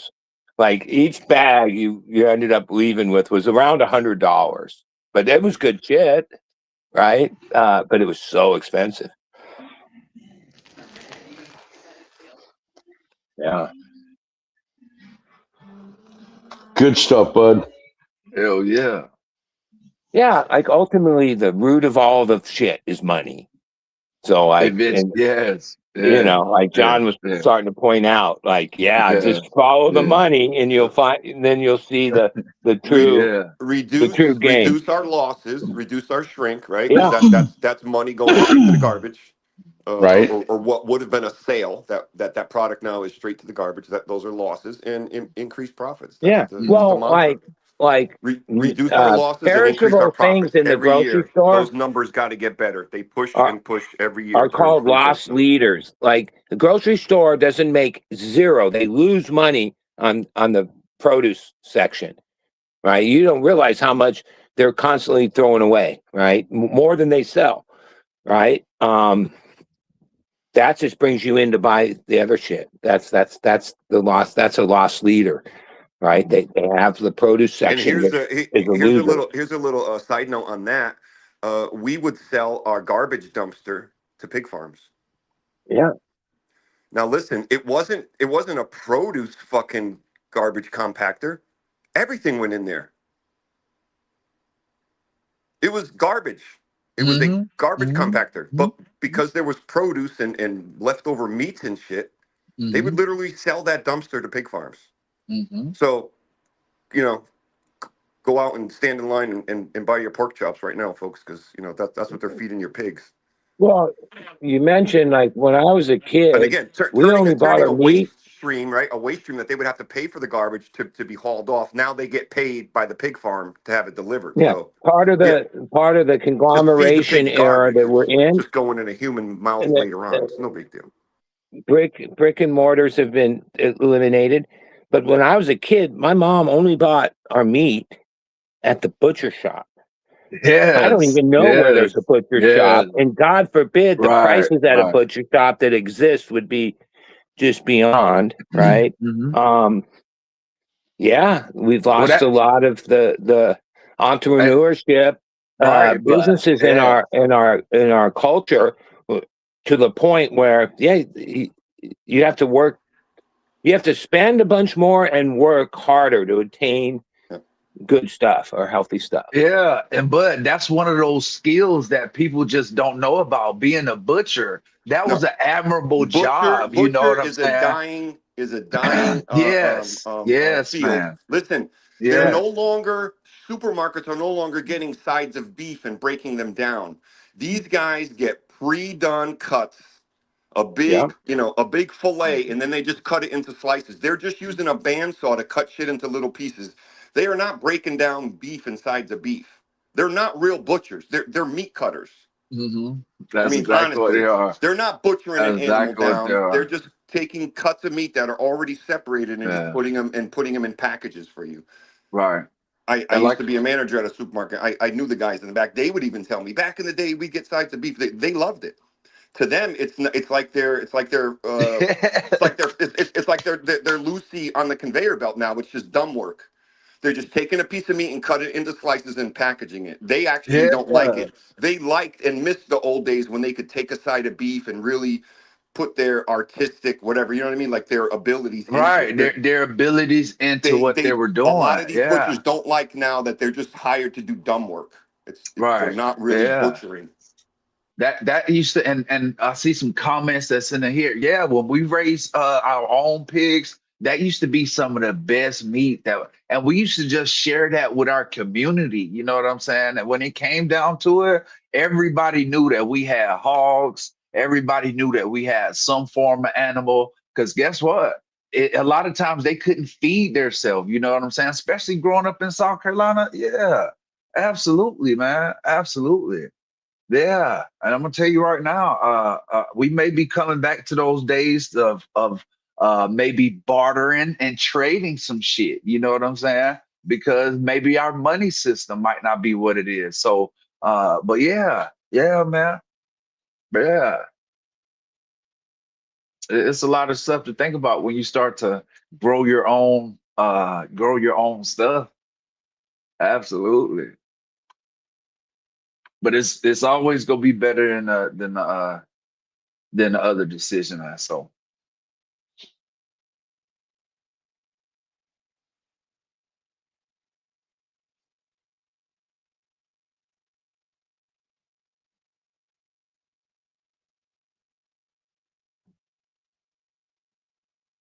all right, I'm sorry, Chris. I had a phone call. Somehow, when I answer the phone, Yep, which yep. sometimes I'm able to do, and it mutes the show. No, like I can hear the show on the phone call, why I logged They off. can't hear Then the. They can't hear it. but then I don't want you guys to hear my phone call. No, we can't hear your phone call. Well, we No, might be able to hell hear the no. phone call. I What? don't know about What? that. No. Yeah, I decided to peel off of this relationship I had the last few months with this 26-year-old fucking model chick. But like, oh, now she's like more desperate than Yeah. ever to fucking hang out with me, and like, I'm weak. She's trying to get me to take her out to lunch or some fucking shit, which I'm gonna do. Like, I can't say no. Fuck. She's like, he's Yeah, playing hard this to is I get. know yeah. better because, like, oh, it was fun for a little while, but the reality is, I'm 63. She's 26. Yeah, we have nothing in common. Like, she's still too young to even fucking. She doesn't even know herself, right? Yeah, it's like, oh, she looks great and all that, and we have great times together. But then that there's more to life than that. Yeah, yeah.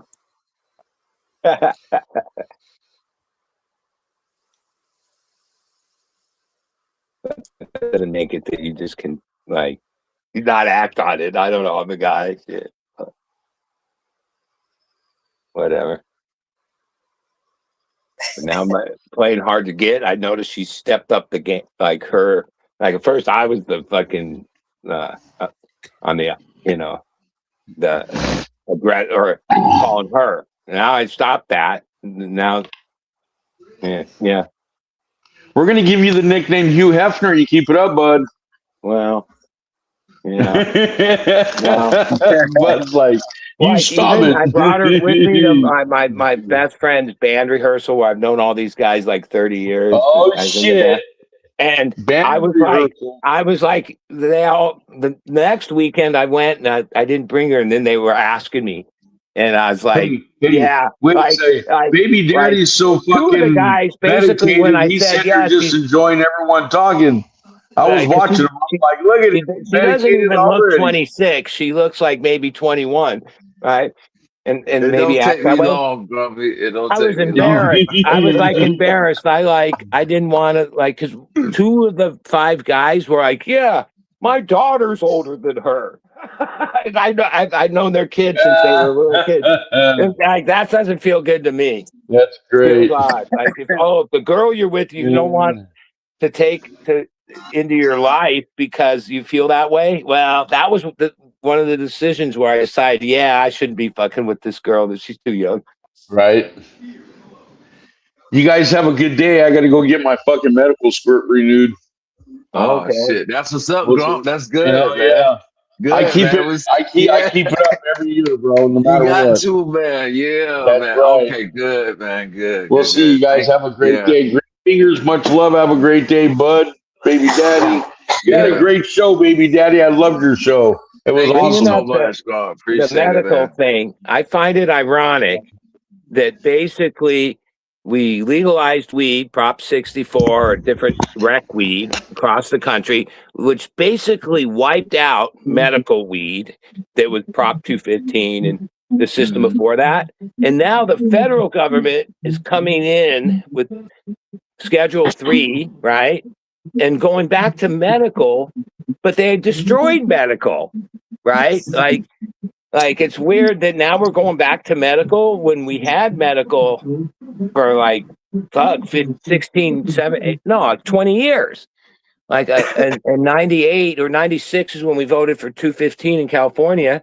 By 2016, when we brought in rec, we eliminated, like, I don't even know. I used to drive around and see the doctor's offices where you could get your medical marijuana thing. Those don't even exist anymore. But now we're going back to like a medical side of cannabis. It seems odd. Yes. Like, why would I've been trying to tell other veterans. Thank you for bringing that up too, Grumpy. I'm sorry, man. I know you was trying to leave, man, but I know some other veterans that's trying to get their medical marijuana card. Look up Weed for Warriors, okay? For those veterans that's joining us, you can look up Weed for Warriors, and then you can go on there and they'll read up a little bit about the program and what it is and how they do it, okay? Because once you sign up, you're able to get your script from a doctor. It's pretty much, I think, I mean, it's very minimum cost, you know what I'm saying? But it is a way that you can get your script within 24 hours, you know what I'm saying? So Weed for Warriors, especially here in California, look them up. They do help out veterans. That's how I got mine too as well. I even got my grower's certificate and everything through that website, man. So just keep that in mind. Yeah.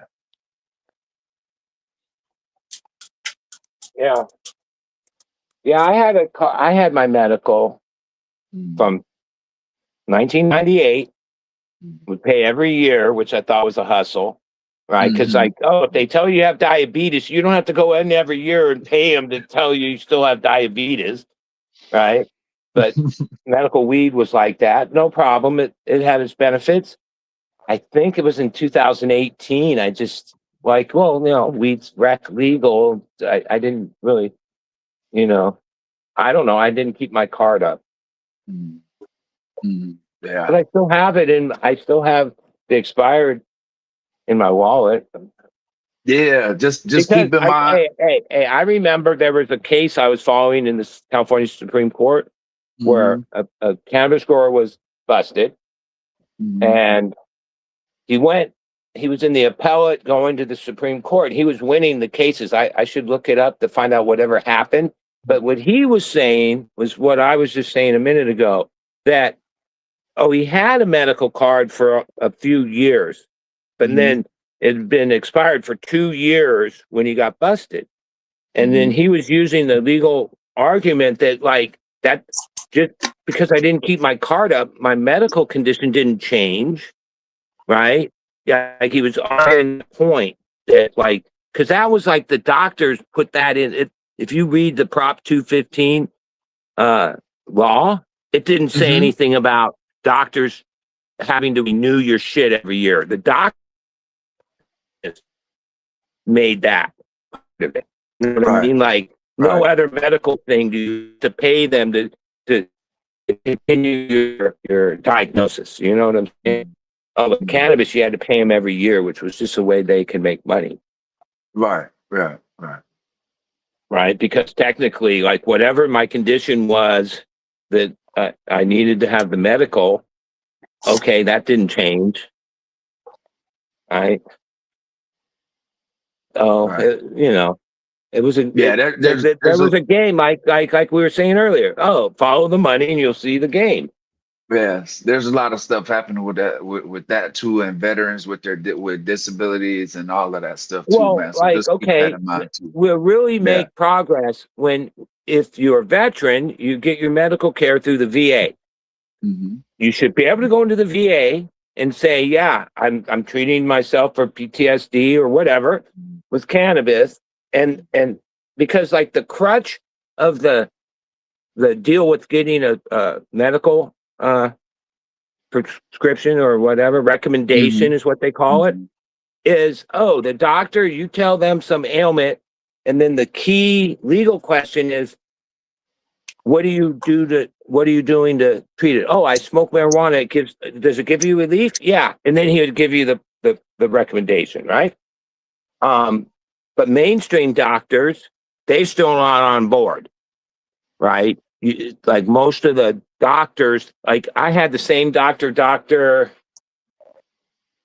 I forget his name. Corey. Yes, Corey. Absolutely, Corey.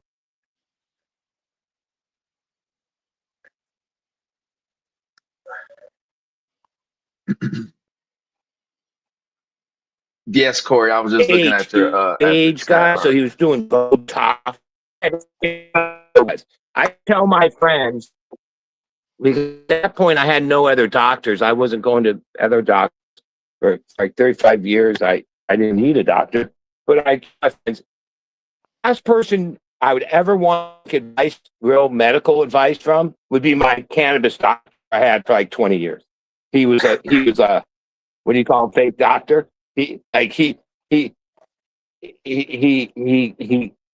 wasn't he wasn't someone that would know anything about other medical shit. He knew how to make money too in different ways. Youth.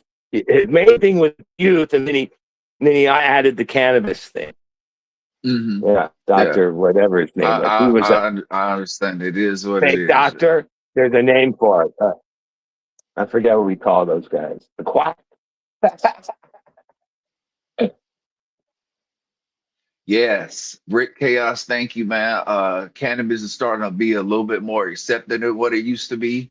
When it comes to the stigma too, as well. Coming from South Carolina, I can tell you right now, there was a stigma that was behind it, and so yeah, man, I stayed away for a long time. I stayed away from cannabis for a long time when it came down to it, man. So just keep that in mind.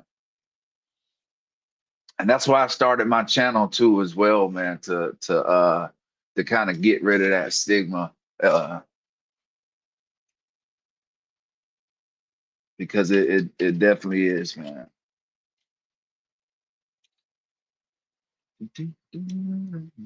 Now, baby daddy, You know, I don't have any experience with the military, but I follow things. Okay, so in the past we had a conversation on here about the prevalence of alcohol, even when you're deployed, right? Right? Drinking is a thing. Now that they know that the benefits of cannabis, wouldn't you think that, well, it's less damage to the people if they use because like, oh, if you got caught using weed in the service on Zero tolerance. No tolerance, right? But alcohol is tolerated even though it's doing the damage and probably absolutely. Like so we're really not making much real progress, you know what I mean? Absolutely not, Bud. Thank you for bringing that up too. I do appreciate it. Like you're right. We did have this conversation on here. The Navy, you know, I'm familiar with the Navy. I'm not familiar with any other branch. But I can tell you right now, the Navy was the drinking branch. It just was what it was. You know, I can tell you, I can go online right now and pull up a picture of some sailor somewhere getting hammered drunk, you know, and that was acceptable and that's fine. But I can also tell you from also being a functioning alcoholic while still being attached to the Navy, it wasn't something that was so much frowned upon. It got to a situation at one point to where people were getting hella DUIs, you know what I'm saying? And yeah, that's so what that's what my grandfather did during the Korean War. He was a Navy MP, and that's all he did was bring in fucking people in that were drunk and shit. You know, just put them in the drunk tank and shit. Yes, man. That's all he did all night long. Absolutely. Drunk tank. Yeah, in the Korean War. Yeah. And believe it or not, Chris, in the military, in the Navy, it was acceptable to get a DUI. And if you had a DUI, you would get advanced. You know what I'm saying? That meant that you were a hard charger. That meant that you were a work hard, play hard type of person. Work hard, play harder type of person.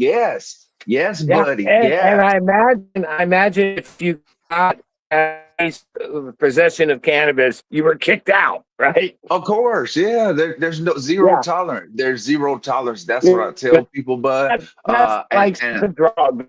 You know what I mean? Like progress. And so that's why I haven't started to correct that shit. No, that's why. I mean, you got to think too. Also, me personally, after serving 21 years and after knowing what I know about cannabis right now, I personally wouldn't have wanted to consume cannabis in the job that I was in, because every day somebody's life depended on my job every single day. And so me with cannabis, that just wasn't it, like, so I understand the 21, I understand the tolerance of zero tolerance, because again, we're dealing with, again, money situations. I used to deal with $1 million aircraft a day, every single day, like millions of dollars of aircraft, millions of dollars of resources. You know what I'm saying? So yes, that's why it's a zero tolerance. That's why I think it probably should still remain a zero tolerance until you get out, until you get your DD-214. Because I can tell people right now, by the time I was getting out of the military and I had got my DD-214, I had plants that were growing that were already probably 10 foot tall, you know, and I couldn't do shit. I couldn't partake. I couldn't smoke. So I had to give all of that shit away to other veterans. I had to get, you know, I had to see if it was good enough to continue to grow. And so, yeah, man. Yeah. Absolutely, man. So I can tell you right now, it's just one of those things, Bud, that now, especially with, that's why I have this channel too as well, man, because I've learned a lot from Chris, man. Yeah, that's why I have this channel. And don't be telling people that. I'm trying to support your channel too as well. I believe that progress will come, but it's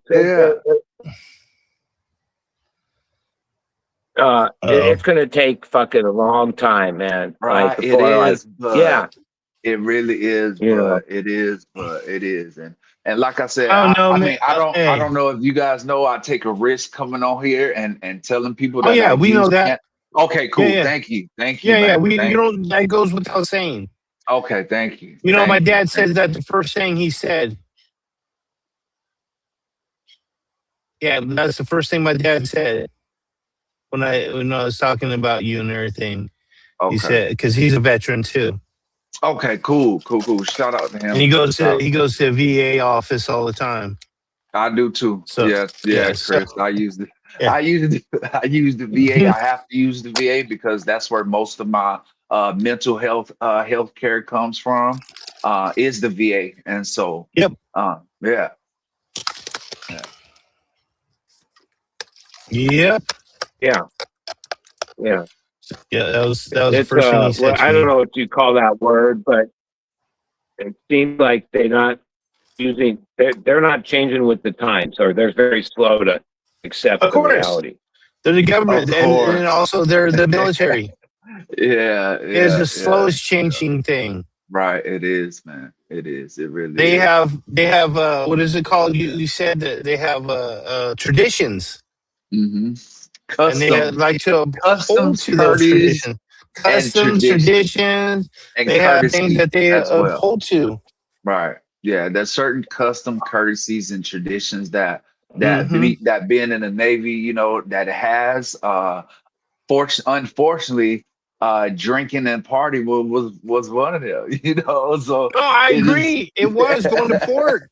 Going to yeah, port and fucking you were able to go yeah, fucking get shit yeah. like you said fucking Right, or like dude fucking go out and party, man, when you jump and go right, out and port, right, like I mean right, that was Chris. the thing, right? Right, And then my Chris. grandpa would come and get your ass and bring your ass back to the ship and throw you in the clink until you fucking sobered up, Yeah, Chris. and since your ass Yeah, he was I'll tell you. basically a fucking babysitter. He wasn't busting any crimes, he was just fucking collecting drunks, reeling in the guys that couldn't fucking handle their alcohol. Yeah, Yeah. it wasn't like he was part of the what is it called? What is it called? The fucking oh my god, what is it? What is it called? When you gotta go up against go into the fucking go see the big guys because you Oh, just got CO's math, Captain's math. no. I'm talking about the police, the high police. You get charged with a crime. Yeah, What you is it have called? to. Yeah, you get NJP, non-judicial punishment from your CO, your commanding officer. Yeah. He's But your. I'm saying when you go up and you go, it's like if you're stealing weapons and shit, and they fucking bust you for stealing weapons and shit. Oh yeah, like They court gotta Court martial. go. They got martial. court martial. Yeah, court Yeah. martial. Yeah. But who are the people that do that? What are their names? JAGs. They're called Yeah, JAGs. that's what that. Thank you. Thank you. I was looking for that word. You finally gave it to me. Shit, Yeah, fuck. and Skunk I Eight. couldn't remember what the fuck it was. There was a TV show called that. Unfortunately, Skunk Eight Glassworks. That's what happens when we get stationed in other countries too, as well, man. It's just one of those things, man. Unfortunately, that happened. And I'm very sorry. Yeah, it's ingrained in Germany to drink. Yeah, and so that's what Yeah, that's where happens my when dad we. was based. Okay, gotcha, Chris, gotcha. Yeah, Oh, dude, he gotcha. learned how to drink good over there, dude. He brought a whole bunch of Yeah, beer steins home and yeah, shit. man. And brought my sister home from there.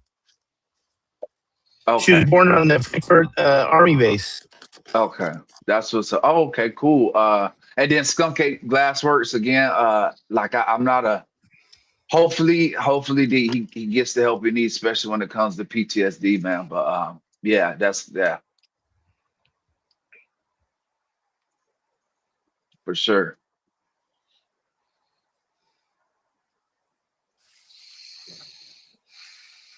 But yeah, I can tell you right now, it was not an easy thing for me personally getting help with PTSD.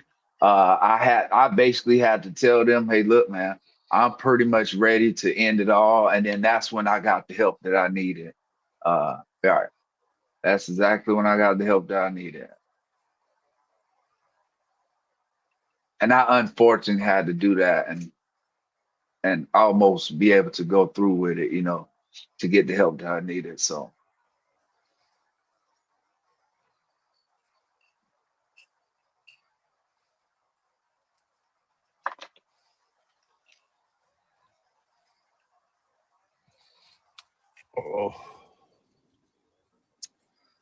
Oh. Let's see. There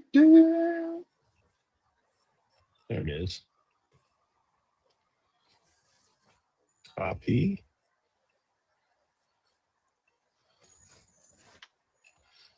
Chris, Paste. I really would like to try to grow along with you for your indoor tent. So whenever you get ready, please let me know. I really would like to yeah.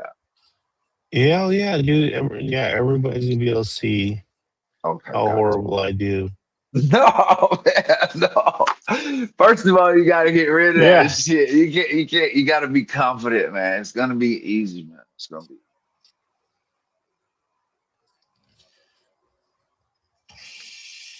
be easy.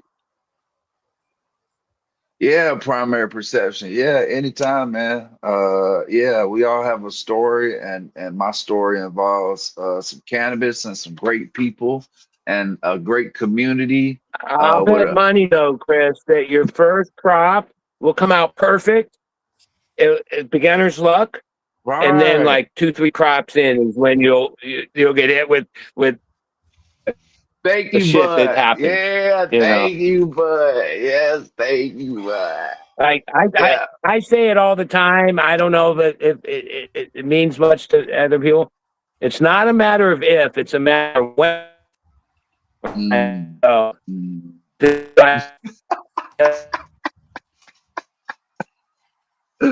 Yes, can't make this shit up.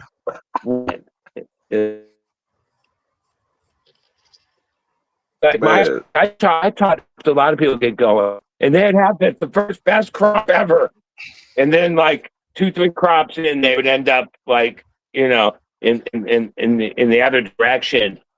Like Yeah, beginner's I luck they know it. call it. I know, man. I know. That's why. But I do worry about that. But at the same time, man, like I want to be able to document everything, my But that's how you successes learn. and my I mean, failures. Yeah, that like, is.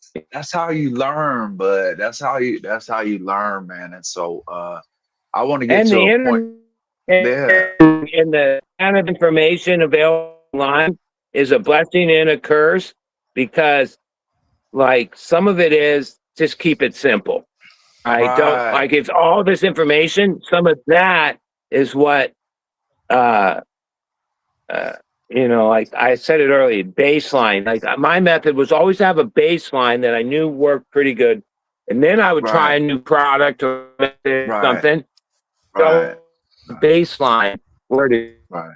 all this information and sales pitch and all this, and if you using this new product and this and that, you're not going to know what worked, what didn't work. A lot of shit don't do shit. It's not necessary. It's an expense you don't need.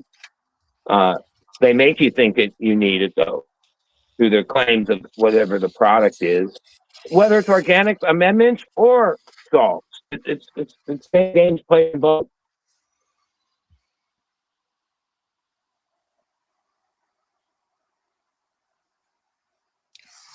I mean, I'd say this even out like shit. Now there's like a political thing or people still don't use guano. Guano. Out of all the different things you use, worm things, teas, all kinds of shit over the years, man, guano was the shit. Guano was the shit, regardless of Yeah, it how is. they It is say. shit. Yeah, well, a lot of what we use is shit. Okay. Yeah. Uh, It is the shit. It literally is shit.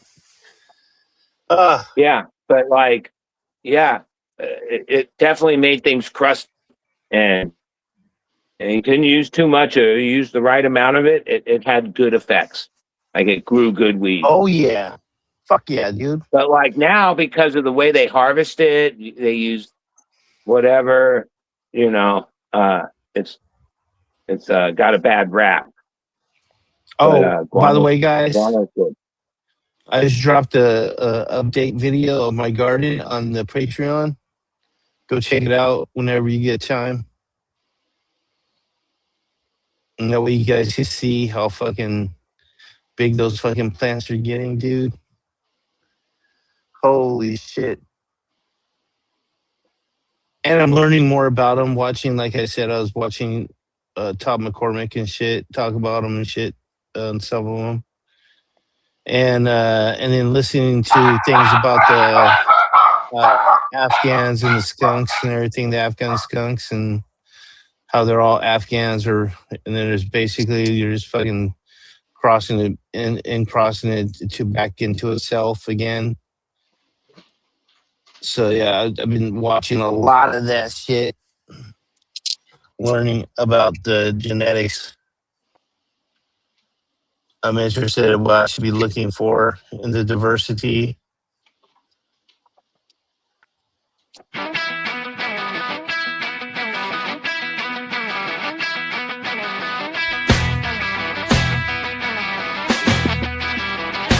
Joel from Morningstar Genetics. Breeding seeds, getting them certified. Morningstar Genetics, where its dreams reside. Oh yeah, spreading wide. Genetic supply, happiness supplied. Oh yeah. How's everybody doing today? How was your weekends? Hi, Joel. Dude, great. We're just about to get into today's topic, which is the invisible killers. How to spot and destroy the subterranean pests. And we're live. The best way to avoid that is to grow in a fucking pot. Yeah. So check this out. Don't dig a hole in the ground. You don't have to worry about them as much. No, I have fucking ground rats or moles, whatever the hell, all over the property here. And I have to use the gopher cages for all my trees and everything because they will just destroy everything. So I don't know if that's a good idea for cannabis. I wouldn't doubt. Why not plant your pot with a nice cage around your root ball too if you're going to put it in the ground? All right, I want to show some scary ass pictures right now, and I don't want you guys to get scared too much and shit. And I realize this is not what you guys want to look at and stuff. It's very scary and shit. So okay, all right, now calm down when I show this picture. All right, here we go. All right, now calm down. It's not there. It's not real. This isn't yours. This is not near you. But these are root aphids. If you haven't seen them before, you're a lucky person. They're not truly. So with root aphids, this is what you're going to be. So I put a bunch of information that I gathered and put it into the description. They're easily. These are easily the most destructive because people constantly make the mistake of them for fungus gnats or simply nutrient deficiencies. They suck the sap right out of the root system, starving the plant. How to spot them? Above the ground, the plant looks like it has a severe zinc or iron or magnesium deficiency, yellowing, curling, stalled growth, but won't respond to feeding or pH corrections. Yep. How do you spot them below the ground? Pull a plant out of the container. Look for clusters of white pear-shaped bugs, white, green, or pale yellow on the outer root ball. They leave behind a chalky white secretion that looks like white fungus or mold. All right, live. Okay, so the fly trap, when they mature, they grow wings to find new plants. Unlike lazy fungus gnats that drift aimlessly around the soil surface as winging root, aphids fly with absolute purpose straight up towards your light. Check the tops of your light fixtures for their dead bodies. Yeah, that's when they look like gnats. But They're already been in your plant for a long time before they become flyers. Yeah. All right, and that's what And- this is right and here. another Hold on. thing, That's what they look like. What he's talking about right there. now, We can't hear you. We can't hear you. We can't hear you. I've had to cutting battle out these things severely. off and on for a freaking decade. They are such a pain in the ass. Multiple times I have just brought them into my grow room in a freaking bag of soil to just get your soil from the nursery, stuff to the nursery. I open the bag and shit flies out of the soil, and then I'm like, oh, fucking fungus gnat, blah blah. And then no doubt, 2 or 3 months later, I'm looking all my pots and I have root aphids in spots. I'm like, another fucking sabotage by Fox Farms got me. All right, here we go. I believe right. Mycotrol is what I use to really and take care of them the sure best. that they came the agriculture We can't hear 4 years you. ago because Dude. Your audio is really you're- breaking up. Get closer to your router, man, because you were cutting out bad today. So the fungus gnat larvae, the root hair shredders. Everyone hates flying adults, but they fly in your face. Adults don't eat your plants. The subterranean larvae do. They devour the delicate root hair, stripping the plant's ability to take up water and nutrients. How to spot them above ground? Innocently little black midges or miniature mosquitoes walking on the soil or flying lazily around the base of the plant. How to spot them below ground? The larvae are tiny, little clear, translucent worms like maggots with highly distinct, shiny black head capsules that hang out there 2 inches of the moist medium. So what you can do is how to figure if you have them is you get a piece of potato and then you bury like a 1 inch chunk of potato. You bury it on the flat side down, the cut side down. Sorry, the cut side down, and then you just cover it under the soil, and then you want to pull it up a few hours later and to see if you have any larvae on there. Because they will straight go for it and annihilate that shit.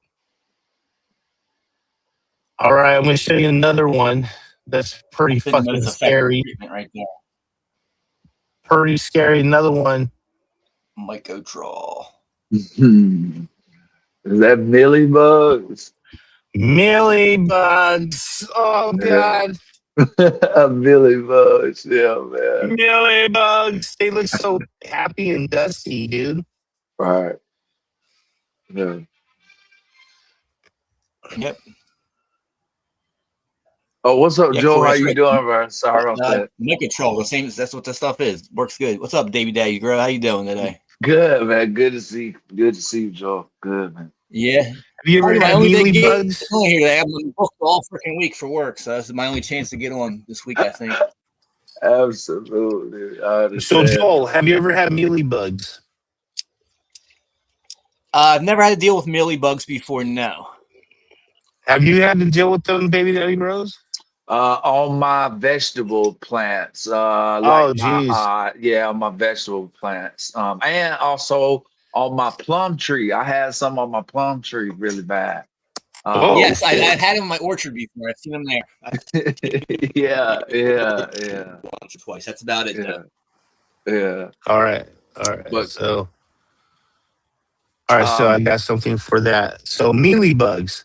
I use Dr. Zyme on Okay. Zymes on mealybugs. But just keep in mind that like Dr. Zymes is something else that works, like Bavaria bassiana is a good one too.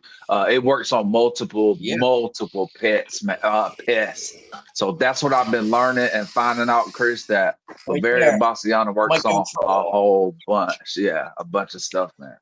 Yeah, so check this out. So these are like the above ground cousins. These guys secrete heavy white powdery wax to protect themselves while they feed on root tissue. How to spot them above ground? General slow decline, wilting when even the soil is perfectly damp, and loss of leaf vigor. Mm-hmm. Yeah. How to spot them below ground? When you pull up a root ball, it will look like someone took a tiny cotton balls or webbing white mold and smeared it all along the root lines and inside the walls of the pot. Right. Right. So growers often think that beneficial mycorrhizas or fungus or simple mold are great for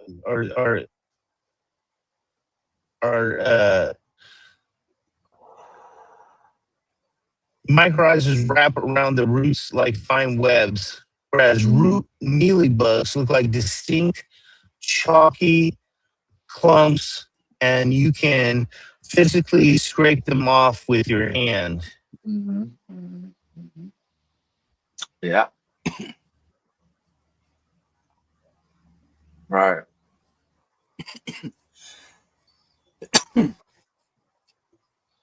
Oh boy.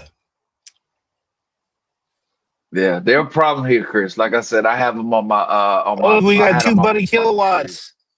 I said I got kick off on him. Oh shit. I don't know, my Darwin. Keep that mic control. It works good. On the plants. All right, in the so soil. there is. That's what's up. Yeah, there is another one, and that one is called the root knot nematode. Oh shit, terrible. I don't have a picture of that yet. I could go get one real quick. Go on, root knot nematode. That's I don't know which one's worse, Root that one or knot nematodes.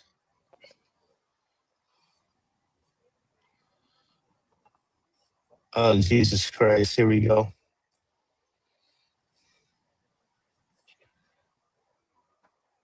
absolutely curly green leaf. I like it too, man. Yeah. Hell There yeah. you go. Root knot nematodes.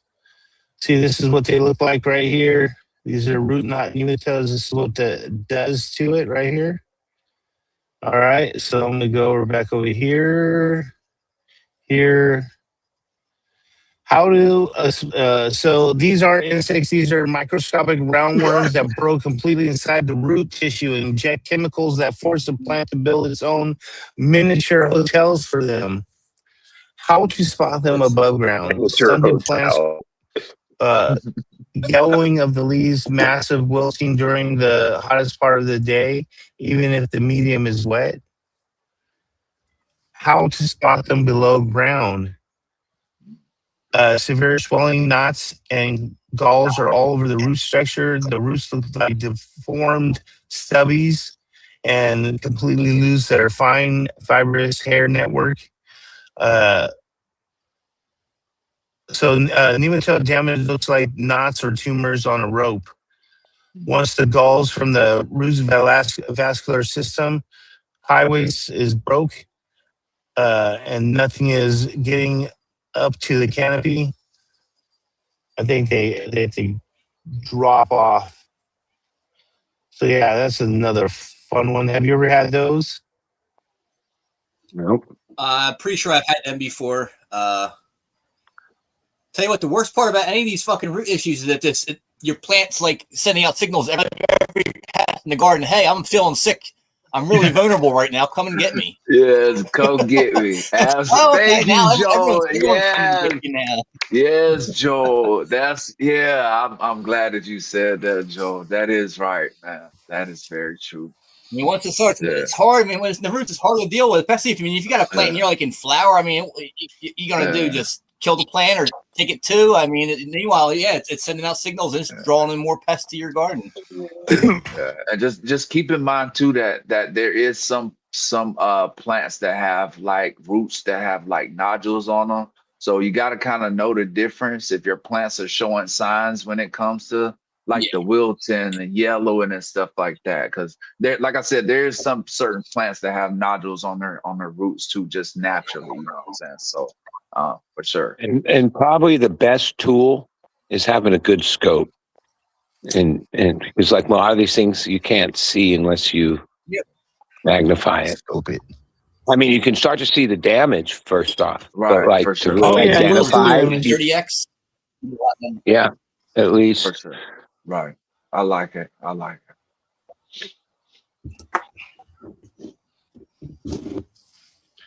Yes. I mean, I would go as far as if it's a smaller plant, like in your bedroom or something, you're suspicious, I'd cut a hunk of the root off. It'll grow shit back. Cut that off and take it to your table, cut it open, get your 100x plus scope on that thing and really cut into it and dissect that shit and look into it. I like it, Joel. And if you're in veg, cut some clones and toss that shit. Don't keep it in the garden. Yeah. Get it out. I like that. I like it. Hell yeah. Yeah, I'm excited for these ladies. Good, Chris. I'm really excited for the things I'm learning this year about them. Let's go. Yes, sir. Let's go. Yeah, I spent like a couple more hours this re-vegging, morning watching. getting stuff cleaned up and moving some more stuff into the new bedroom. Coming. Good news, I'm gonna have internet signal where I'm vegging at in the new room, so I'll be able to get in the bedroom and stuff and indoor grows when I get all set up down there. That's cool, Joe. That's hella cool. That's more shit to look at. Okay. And I just pulled that LA Confidential Times Violet off the drying rack today, so I'm gonna be shucking them seeds probably this weekend. You are a pretty horse. You know that? Look at you. It's a pony, Chris. This is a pony. Oh, pony. You're a pretty old pony. Yes, you are. I don't know the difference. It looks like a horse. Well, look, I'm 6 foot tall, and he's like Really small. Like, no, it could be like a baby horse. Okay, no, it's a pony. But what I'm trying to show is he has bright blue eyes, which is a rarity in horses. Yeah, it's a very pretty horse. I mean, pony. Sorry, pony. It has like pale blue eyes, which I'm used to now. But when I first met Harley, this is Harley. Yeah, it was haunting. The blue eyes tripped me out because of course it's that brown. Oh yeah, beautiful. You're a beautiful pony. How are you? What's your name? A horse will stare into your soul, man. A horse will exactly. Yes, exactly.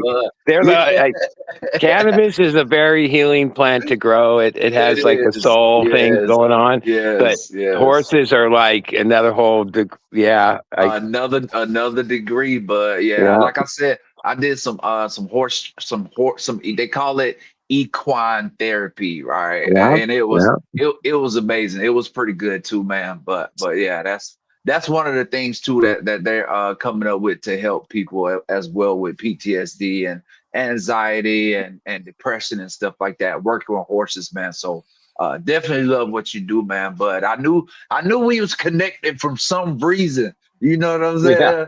The plant connects peoples, you know what I'm saying? So I definitely appreciate you showing, man. Thank you. Hell yeah. It's like, I technically right now, I have an outdoor grow, but after 35 years, I threw in the towel, right?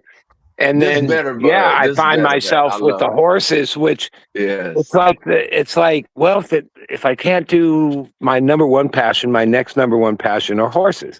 Yes. And they're beautiful. Why wouldn't you want to do that? Yeah. They're awesome, except for if they want to hurt you and stuff, then they can. No, they don't want to hurt you. I know, but I'm saying if they do want to. When you approach them, stay out of the blind spot right from in front of them because they will. Well, a lot of people don't realize.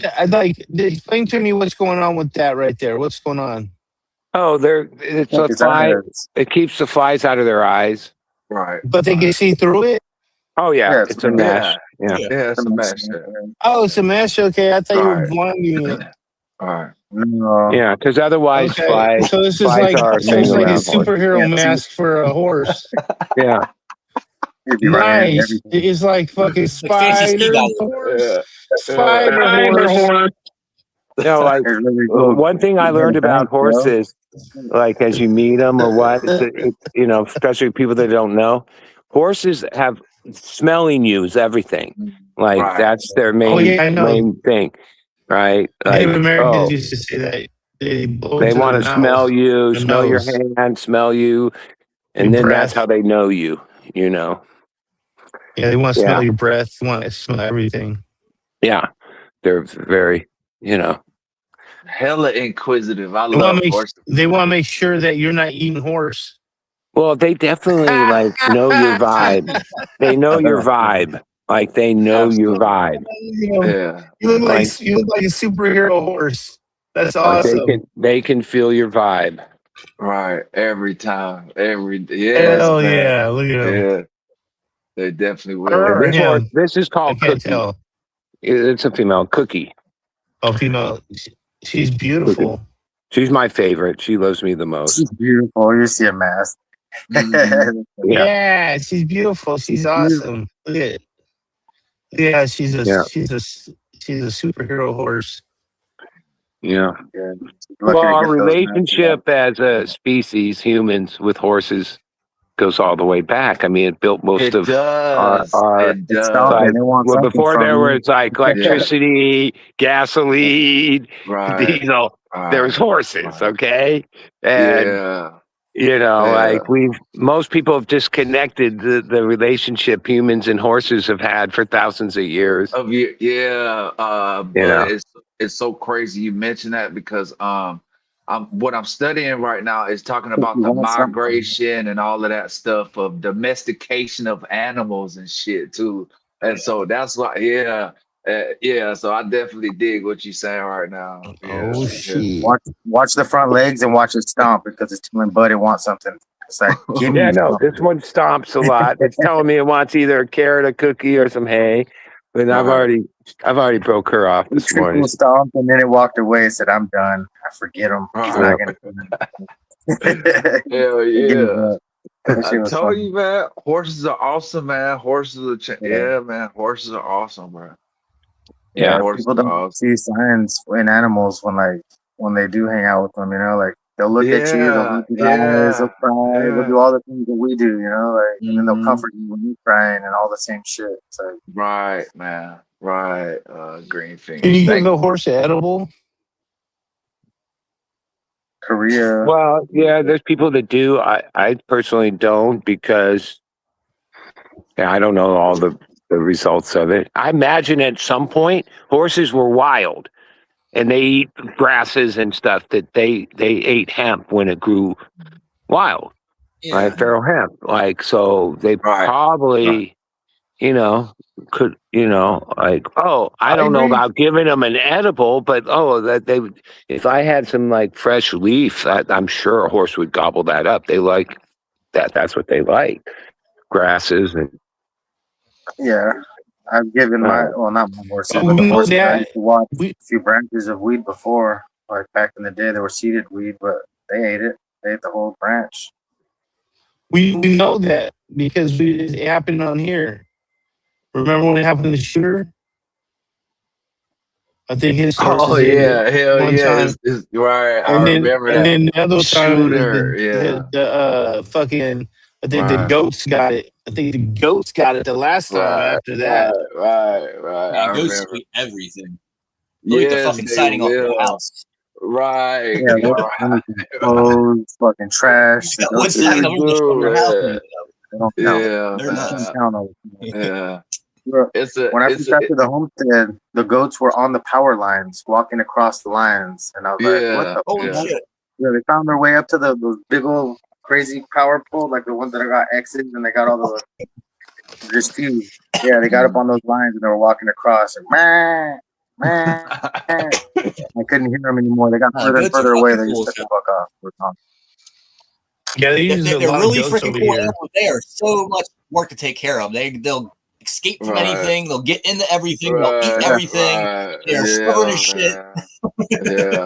Yeah, Joe, it's so crazy. There's a company here. But they are so cool. There's a company here that's like they'll charge you, I think, like maybe 20 to 30 goats. You can bring all the goats to their property and it just eats everything on your That's property. what they do here. Yeah. And they basically just cage them up, and they'll eat everything on your property, man. That shit's hella cool too, man. Instead of bringing in hella heavy machinery, knocking all that stuff down, it makes sense. So I understand it. Yeah. That's what my neighbors did. They had about I'd say one corner of their property was all fenced in, but the one corner of their property was overrun by black bear and all kinds of shit. Probably close to about a half acre worth of it. It didn't take them, I don't know, month and a half. Not even. It was clear to dirt.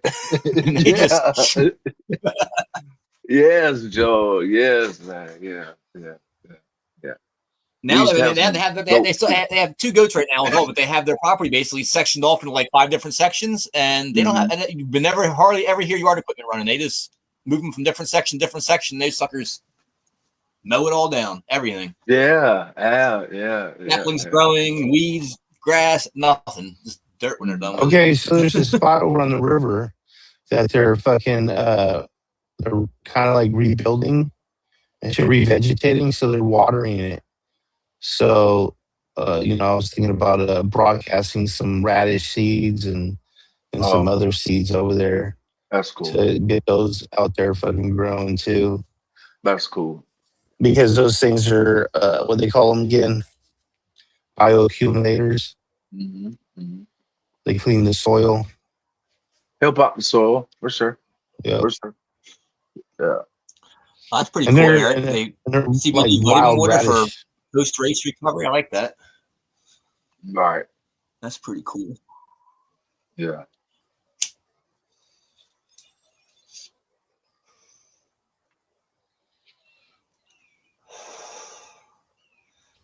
What do you mean?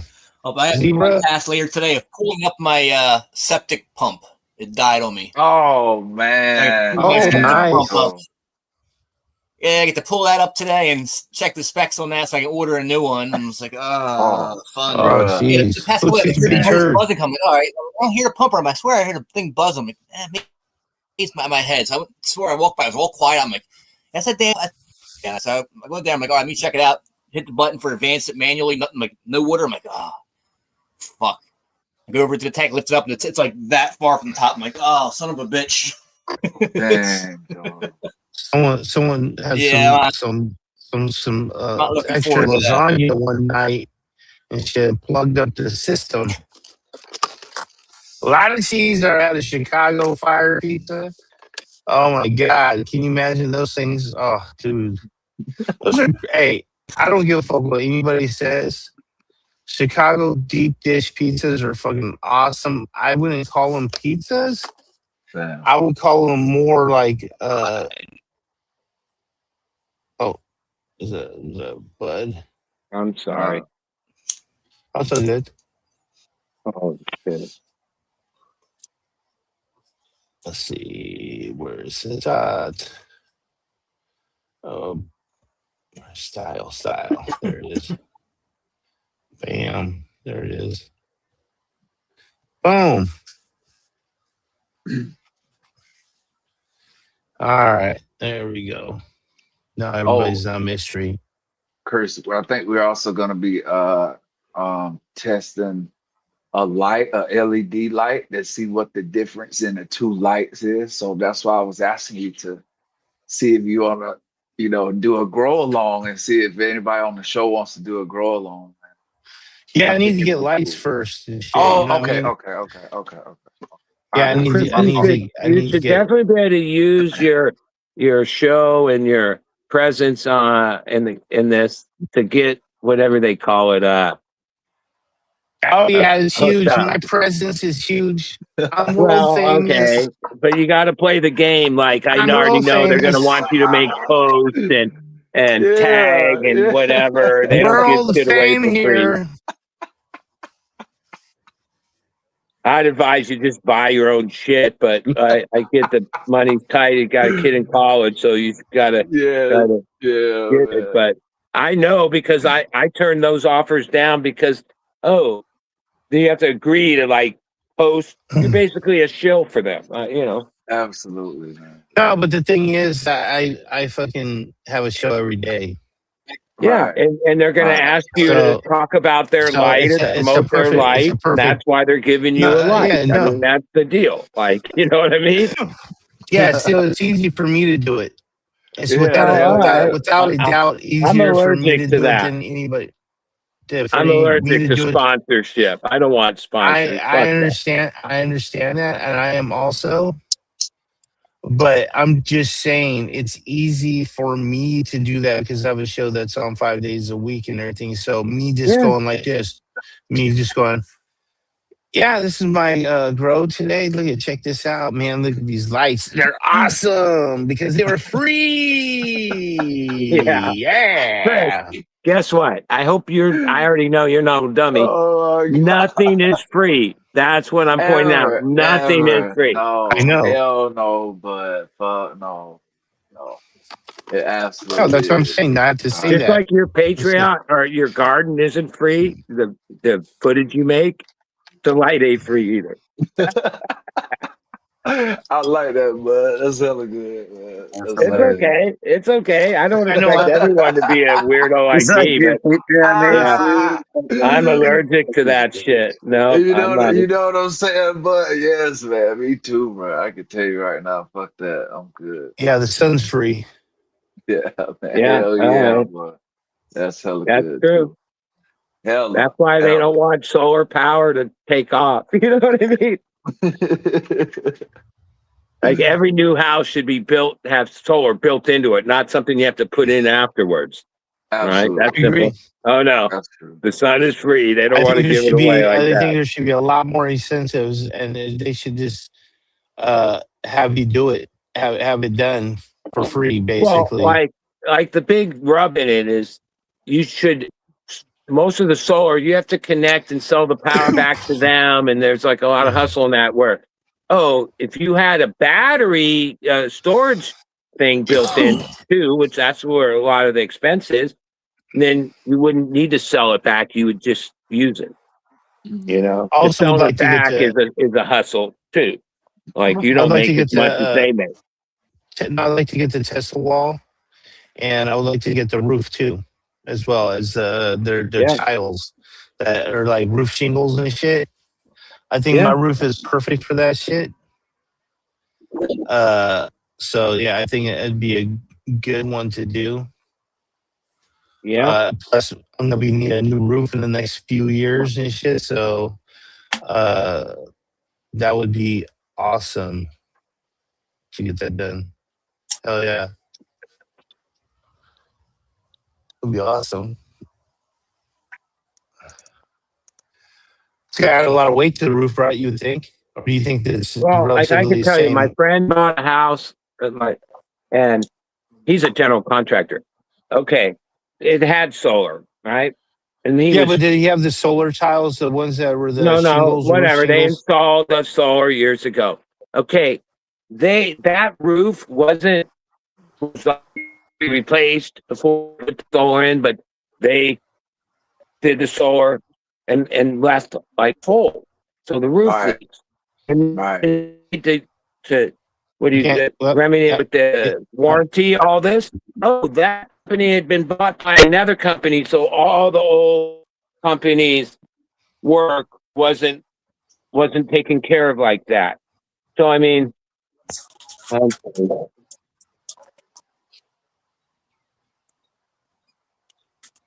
what happened? Did he share me? Did he just hear me? I think he was trying to say that basically, when it comes down to it, solar is what they would call a scam. Certain places. Oh, it's a scam. No. Yeah. Oh, we all know that's a scam from watching Ed. Okay, gotcha. Ed, like the people that fucking install it are scam artists and shit. That's what I said. That's what I said. Yeah. I want to do the Tesla power wall with the Tesla fucking their fucking shingles. I don't want none of the other fucking shit. If it's not that, then I don't want nothing.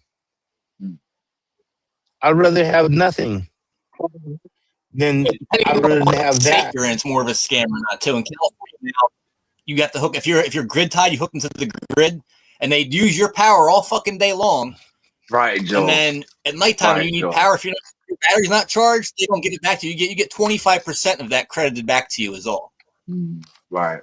So they're just using you to power other people's stuff and charging other people for the power. And then when you need it back, they only give you 25% of that back. And you say if you don't have a battery, now you're forced to start paying for electric still at night. Yeah, I would charge it at night. Charge it at night and use it during the daytime when it costs more money.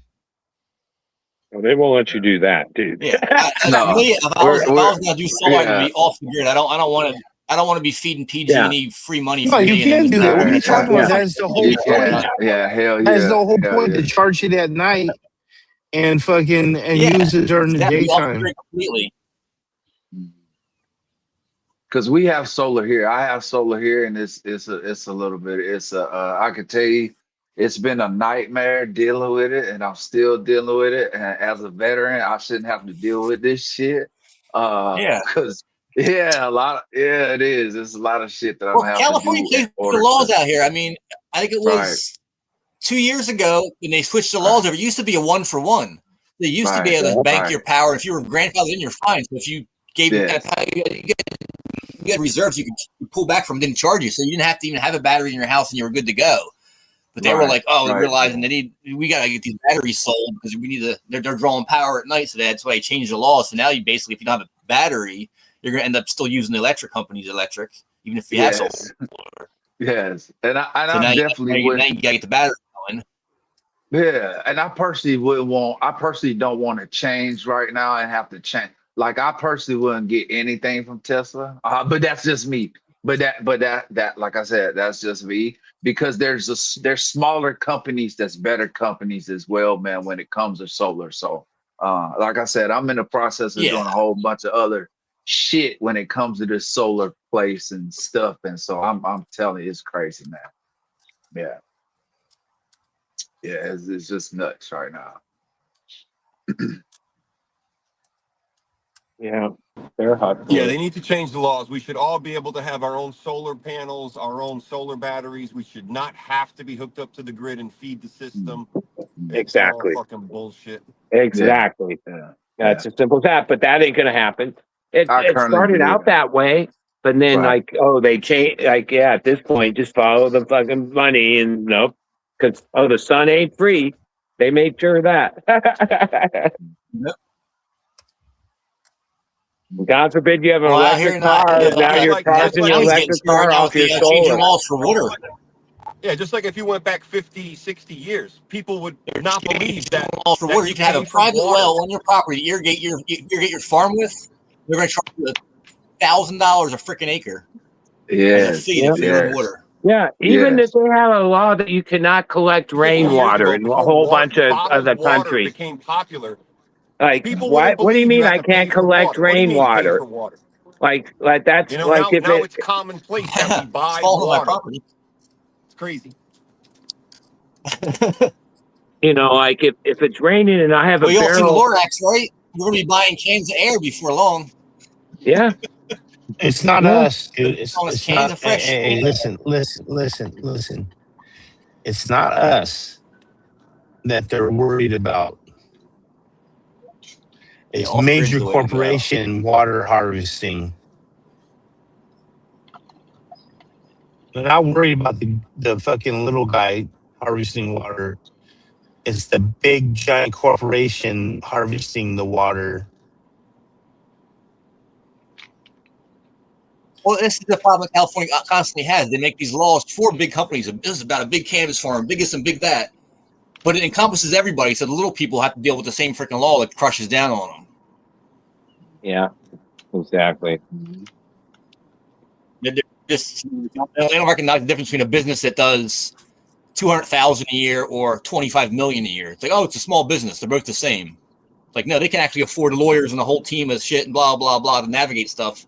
Meanwhile, this is a husband and wife team trying to figure it out themselves without investors and everything else. So all businesses, they just come down on the same kind of way. Yeah. It's rigged. They rigged the system.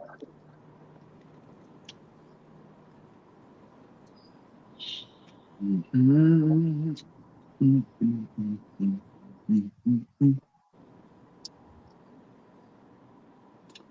hell is this? Dude, what are you doing, man? Okay, there. Doing 30 miles an hour on the fucking highway. Fucking dork. It's fun. Oh, now you want to go fast, huh? 'Cause I'm gonna pass you. Joel, your package should be there today. Oh shit! Awesome. Yeah, I gotta go to the post office later today. I have to go mail some orders from the weekend. Okay. I'm pretty much busy all week now, so looking forward to trying something fresh this weekend. Relaxing a little bit. I'm busy as hell lately. I need a day off. Nice. All right, I'm glad you said that, Green Finger. I'm trying to get my just get it out and fix over to rent it out. I'm busy to help my house right now. Now I have my phone's ringing off the hook. People want shit me to do work for them, so I'm like trying to schedule all these things. And I'm like, where am I going to get my stuff done now? I'm just started a whole project at my house. Now I'm up for stuff. Wow. Hell yeah, no. I know it, bro. How'd they know? Right. They didn't call me in May. I wasn't that busy in May. I had plenty of time. Right. Absolutely, man. Oh. That's the way it goes.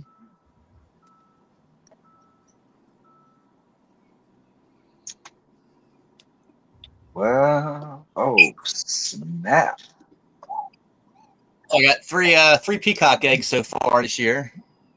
She has not decided to sit on them at all. She's not interested in sitting on her eggs. So I just go up there and just grab them. It's kind of nice. I don't have to fight her for them. Oh, okay. Damn. So she doesn't want to sit on them. Your peacock? She will. Yeah. Yes. Whatever reason, I don't know why. Sometimes she does. Sometimes she doesn't. Okay. So we'll see. The next batch she drops will probably be another few weeks. So we'll get another batch of eggs ready. She'll drop them and see if she decides to sit on them or not. Okay, that's cool.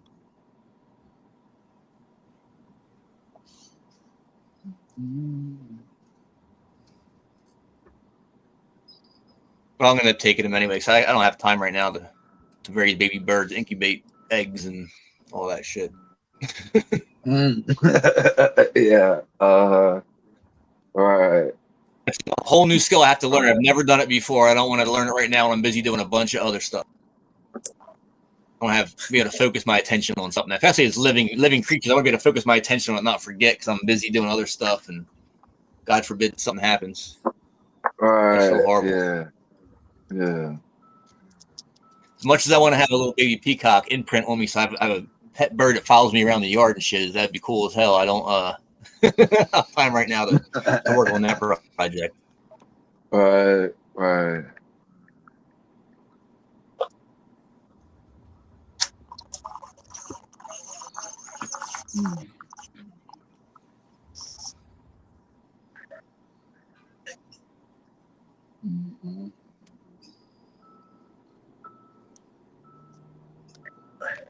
All right, Green Fingers. You mentioned a package showing up. I'm headed to the post office myself, but I'm throwing together your package. Yeah, maybe you can get these going and then forward it to Chris, because it's from 808. It's called Chemtrails. It's the SFVOG backcross 4. For sure.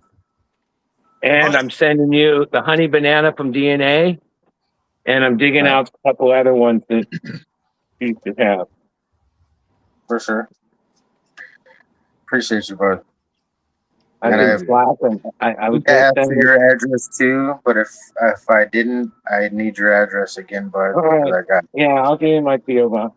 I think you did send it to me. You did. I think. Yeah.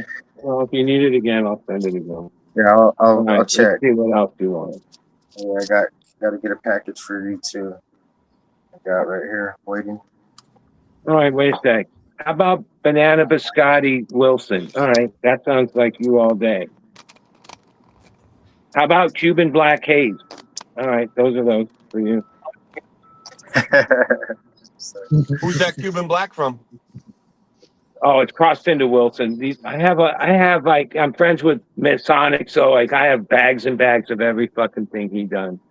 Oh wow. And here's a Donnie Burger. Griefers, I wanted to ask you about those Mac 1 LA Confidential. Are they growing normal? We get some weird ones. Are anything looking actually decent so far? There's some weird ones. One that looks decent. But yeah, they're slow. Such a slow grower. Oh yeah, LA Confidential is slow. That's a problem I'm having with that. It's slow. I got stuff that I planted after that had already like shot past it. I'm like, holy shit! Like that's crazy. I was like, fuck me, bro. Like, this is gonna be like an adventure. I'm just gonna have to take my time, sit back, and just watch it happen. You know. Right. Hell yeah. Yeah. All right, Green Finger, this one, I grew it outside, grow it outside. It's a super lemon haze amnesia. It came from James Loud. It came from James, not Mark, but I'll write on it. I'll say James Loud on it. All right, let's see what else I got for you. That should be a good mix up there. Yeah, I grew that one, and it was really good. It was like a big fat citrus bud, yeah.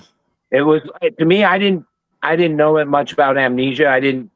But it was like, it was super lemon haze. That's how it grew, outside. I don't know if that would be an indoor strain. All right, there we go.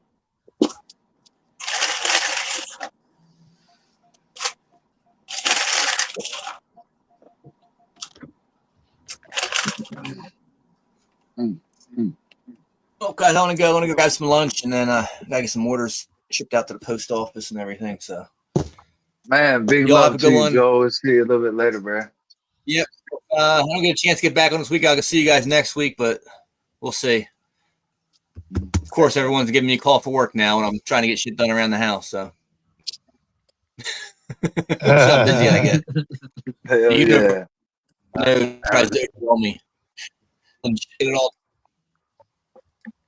Everyone in chat, take it easy. Peace. Me too, man. Everybody have a good day.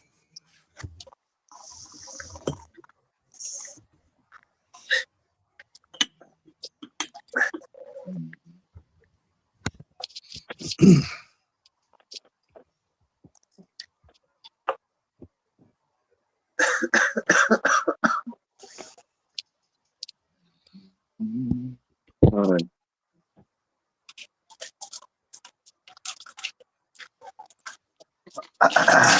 Hopefully everybody's been smoking good in the chat. Hey Chris, this Yes. light, why does this light always go off like after I charge it? It only works for like an hour maybe. Which one? Which light? I got the, what is it, the Pro small, the one you sent me the other day. Oh yeah. So what I usually do is I fucking have it plugged in. Oh yeah, of course. Okay, gotcha, player. Gotcha. Thank you. Yeah. I have it plugged in. I don't ever not have it plugged in when I'm fucking. Oh, okay, gotcha. You know, when I'm doing it, otherwise, that's only if you're doing it on location. You know what I'm saying? Have it plugged in. Doing it for sure. Thank you. Yeah, appreciate it though. Yeah, and it'll continually work.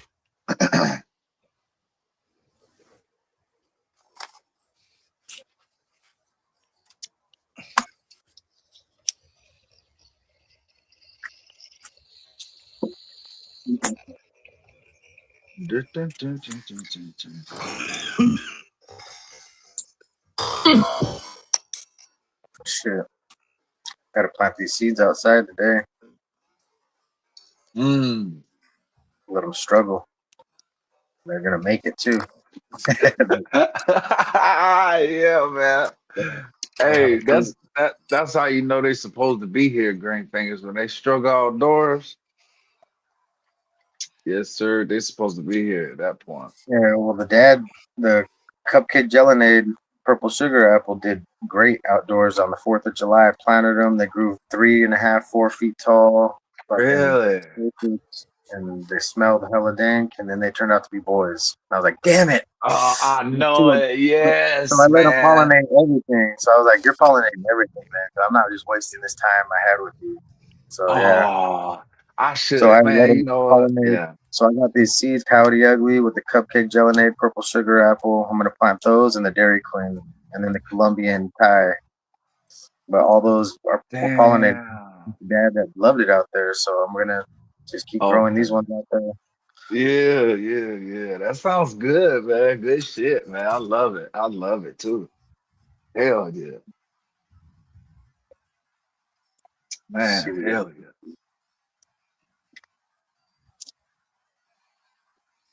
And I got like a bunch of other beds I got opened up for whatever. Just Right. take some clones out there. Some of the soul filler, that shit's amazing. Grows fast and huge. I Yeah. want to see what's outside. So Green fingers. Let me ask. So you grow outside in the greenhouse too, or how do you I grow do it in in the greenhouse? greenhouse, but it's not really a greenhouse because all the plastic's missing Okay, I almost. got you. So it's Perfect, like, Yeah, perfect. hey, yeah. Yeah. So it's just to a lot stop of the y'all, wind, really. It's to stop the yeah, wind from hitting the plants directly because it's so bad out Right. here. Yes. Yeah. That's the same Other reason than, me and you have the same setup, green things, because yeah, yeah. that's because I Yeah. understand. Yeah. So that's why I was doing it too, man. But yeah, my tarp didn't last Yeah. for like My, a season. My shit didn't even last a season. I was like how, crazy, man. how come you haven't asked your it's just how crazy. come you haven't asked your your mom for some plastic? It'd be 140 degrees in there if I had plastic. I Yeah, but I couldn't don't know, possibly do man. it. I feel like you should I get some need plastic at sidewalls least on for it. one side. What side would All it I need is be? sidewalls. I already have sidewalls out there. That's all I Oh, need. okay. You already have sidewalls. I just know the top of it's been Yeah. shredded What do you? from years of fucking being shredded. So yeah, I just need the sides. I got the sides. I got plastic. I just Hell yeah. Hey, need to get Chris, highlight this comment right here from Brenda Thomas 4031 real quick. Hold on. Let me see. Where's it If you at? can see that. I thought I seen it was like up there in a little bit. the comments turned off. Sorry. Who? ID, your package is gone out too, bud. I didn't forget about you, dude. I think it was like Brenda Hey, Thomas or something like that. okay. Yeah, ID, your stuff has gone out. It should be there.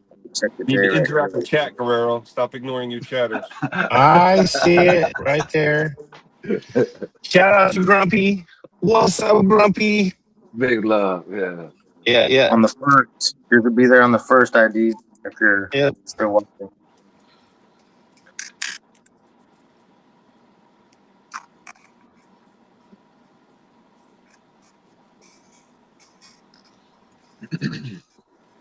Oh, hell yeah. I'm really happy to hear that. Like I said, this is a show for brokers just hanging out. You know what I'm saying? We talk about cannabis all the time, but it's not the only thing we talk about. We talk about a lot of other things. Where's the community? We all know Talk we about all all of the grow. things. Yeah, we all know we grow. Every of the things. So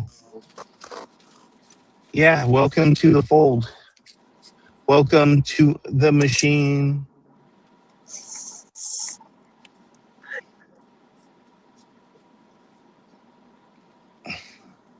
Yeah, good stuff here. Sometimes. Yeah, sometimes. Sometimes. A lot of A a lot lot of, of a lot of a lot of times. crying, a lot of anger, a Most of lot the of Wah, time. wah, cussing, wah. Wah, wah, wah. a lot of everything. Cheers, man. Cheers to everybody in the chat, man. Big love to you that's joining everybody in the chat. Hopefully everybody is smoking good on a Monday for sure.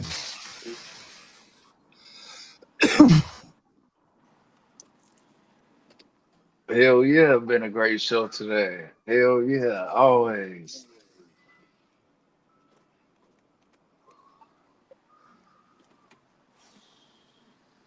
Oh man, my bones. Me too, green fingers. I gotta do it too, bro. God, I just man. freaking cleaned it this weekend, and then I would water every morning, but the resin's pretty dirty, and I just cleaned it. I'm like, damn, already? Man, bro. Yes. My lungs gotta be filled up. Clean that bong. It's so damn dirty.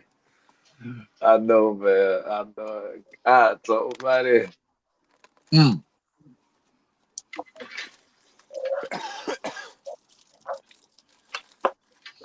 I gotta get the bong. I can use right here, the cleaner.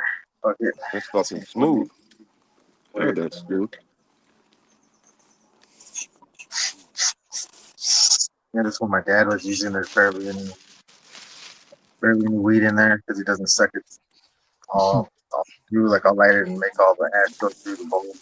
So, Get dirty as well, like, damn. baby that girls, let me ask you a question. You got the light on right now?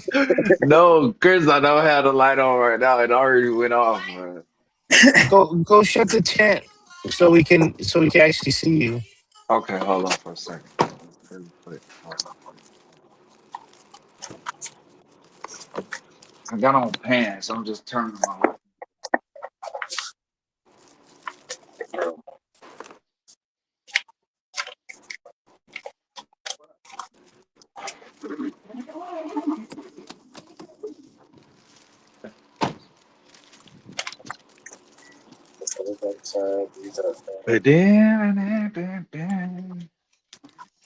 Damn, Chris, why you got me up here, bro? Perfect. Ah.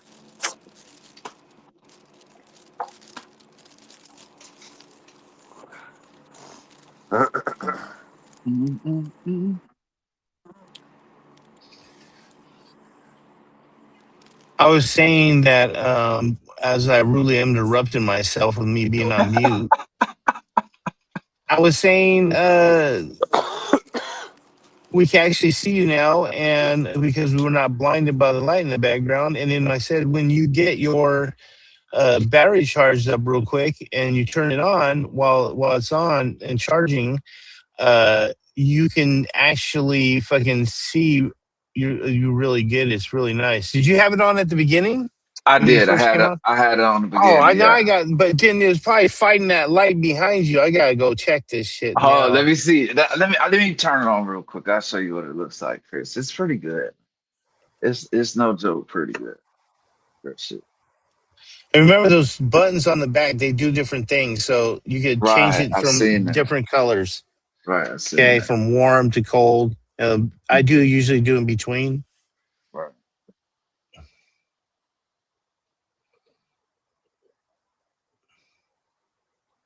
But this shit's hella bright though. That's so body. No, you could turn it down. You go lower it. You can lower it. Right. Do the thing like this. You know what I mean? Right. Yeah. Lower it. There you go. Boom. That's got it right there. Right there. No, go back. Go back. Right there. Okay. Beautiful. Perfect. Now, if you want, this is a good profile, but if you get it right in front of you, that's fine too. But this is a good side profile. It's better than the other light. This is the best we've ever seen you, dude. This is Oh awesome. shit for her. Okay, cool. Thank you. Appreciate it. Hell yeah. Okay, that'll work. Hell yeah, dude. You can actually see your skin tone. Jesus fucking Christ. Holy Christ. Jeez. Oh my goodness. A little bit. Yeah, this light works a little. Yeah. I used it the other day too, I think. For a little Hell bit yeah. until it went off, and I was like, God, Yeah, you gotta keep it charging. If you're gonna be doing a long ass show, right. yeah, I always have it I'll have it plugged in. All right. So yeah, that was solid advice. So thank you, Chris, for that. Appreciate it. Yeah, definitely was. Right, skateboards. Thank you, man. Definitely. Dude, I only want the best for my friends and shit. You know what I'm saying? All ties Excellent. raise all ships and shit. Whatever the fuck that saying is. Right. I only want, like I said, for Rotten also, nothing but Rotten to have success because he started on this show. So every time I see him on the show, I feel like a proud Yeah. dad. I learned so with him. much from riding too. Hell yeah. Hell yeah.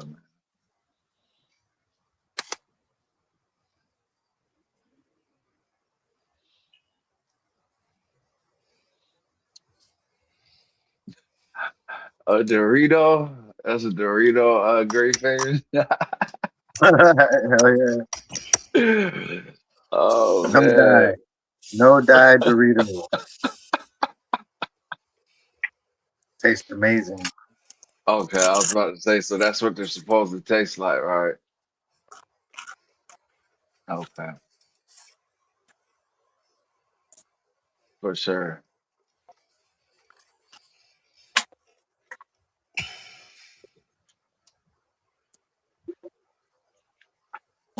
Oh, Starving over Chris, I also did an interview with Ogo Andrew that's dropping tomorrow. So make sure you guys take a look at that. If you guys are up early in the morning, I'm not sure what time it's gonna drop, but uh, You didn't give me your credit card information, did you? fuck no. Who do that? Okay. I'm just making sure. No. What are you knocking out, bro? I was trying to knock my bowl out. I figure that's usually what that sound is. Yeah.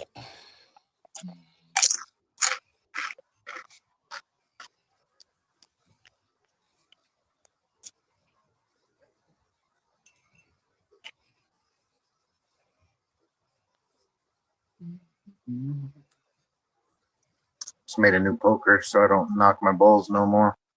No, I got a poker too, dude. I was just Hell yeah. Gotta have a poker, man. Gotta have a poker. yeah, no, Yeah, I had a I wooden actually do too. I found a wooden ball and I got some hot glue and I stuck it in and made a little fucking little poker with sharp end on one side. Mm-hmm. Kept losing my wooden dells. My little poker Bamboo and inside of the where's my hole. wooden there it is right Like, there. I keep looking for more. I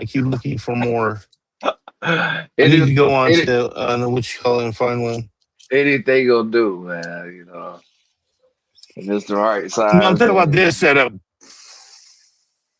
Mm-hmm. I'm talking about this setup. So originally, I think it had a cork on it. It had a cork.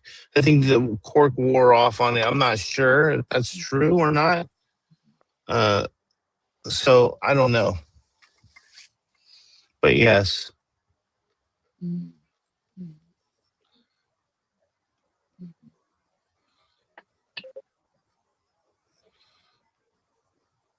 Oh boy.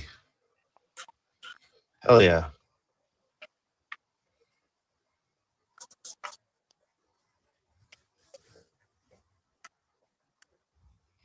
Oh, so check this out. I'll show you guys once again. This happened, and so I was trying to get the thing off, and this broke like that, and it was just a straight cross break like this, just along the rim, and now it's finally breaking around the thing, and I'll just eventually fucking break it up the thing. But this is like I said, 9 mil, so this will survive the bungalow. The stem's already fucked. I'm just using it until fucking it's completely like I can't get a seal on it anymore. Once I can't get a seal on it anymore, then I will fucking go take a pencil and fucking stick it in there and fucking finish it off and fucking bring it through. All right, for sure.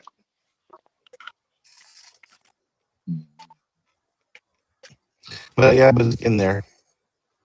It is literally getting there. Damn. About that time. You gotta get enough. Good shit. Bud, I'm glad you came on because we're about to end the show. I'm glad to see you again. Y'all have a wonderful, wonderful day, everyone. Party on. See you tomorrow. Have a wonderful, wonderful rest of your day, morning, evening, whatever it is. Peace out.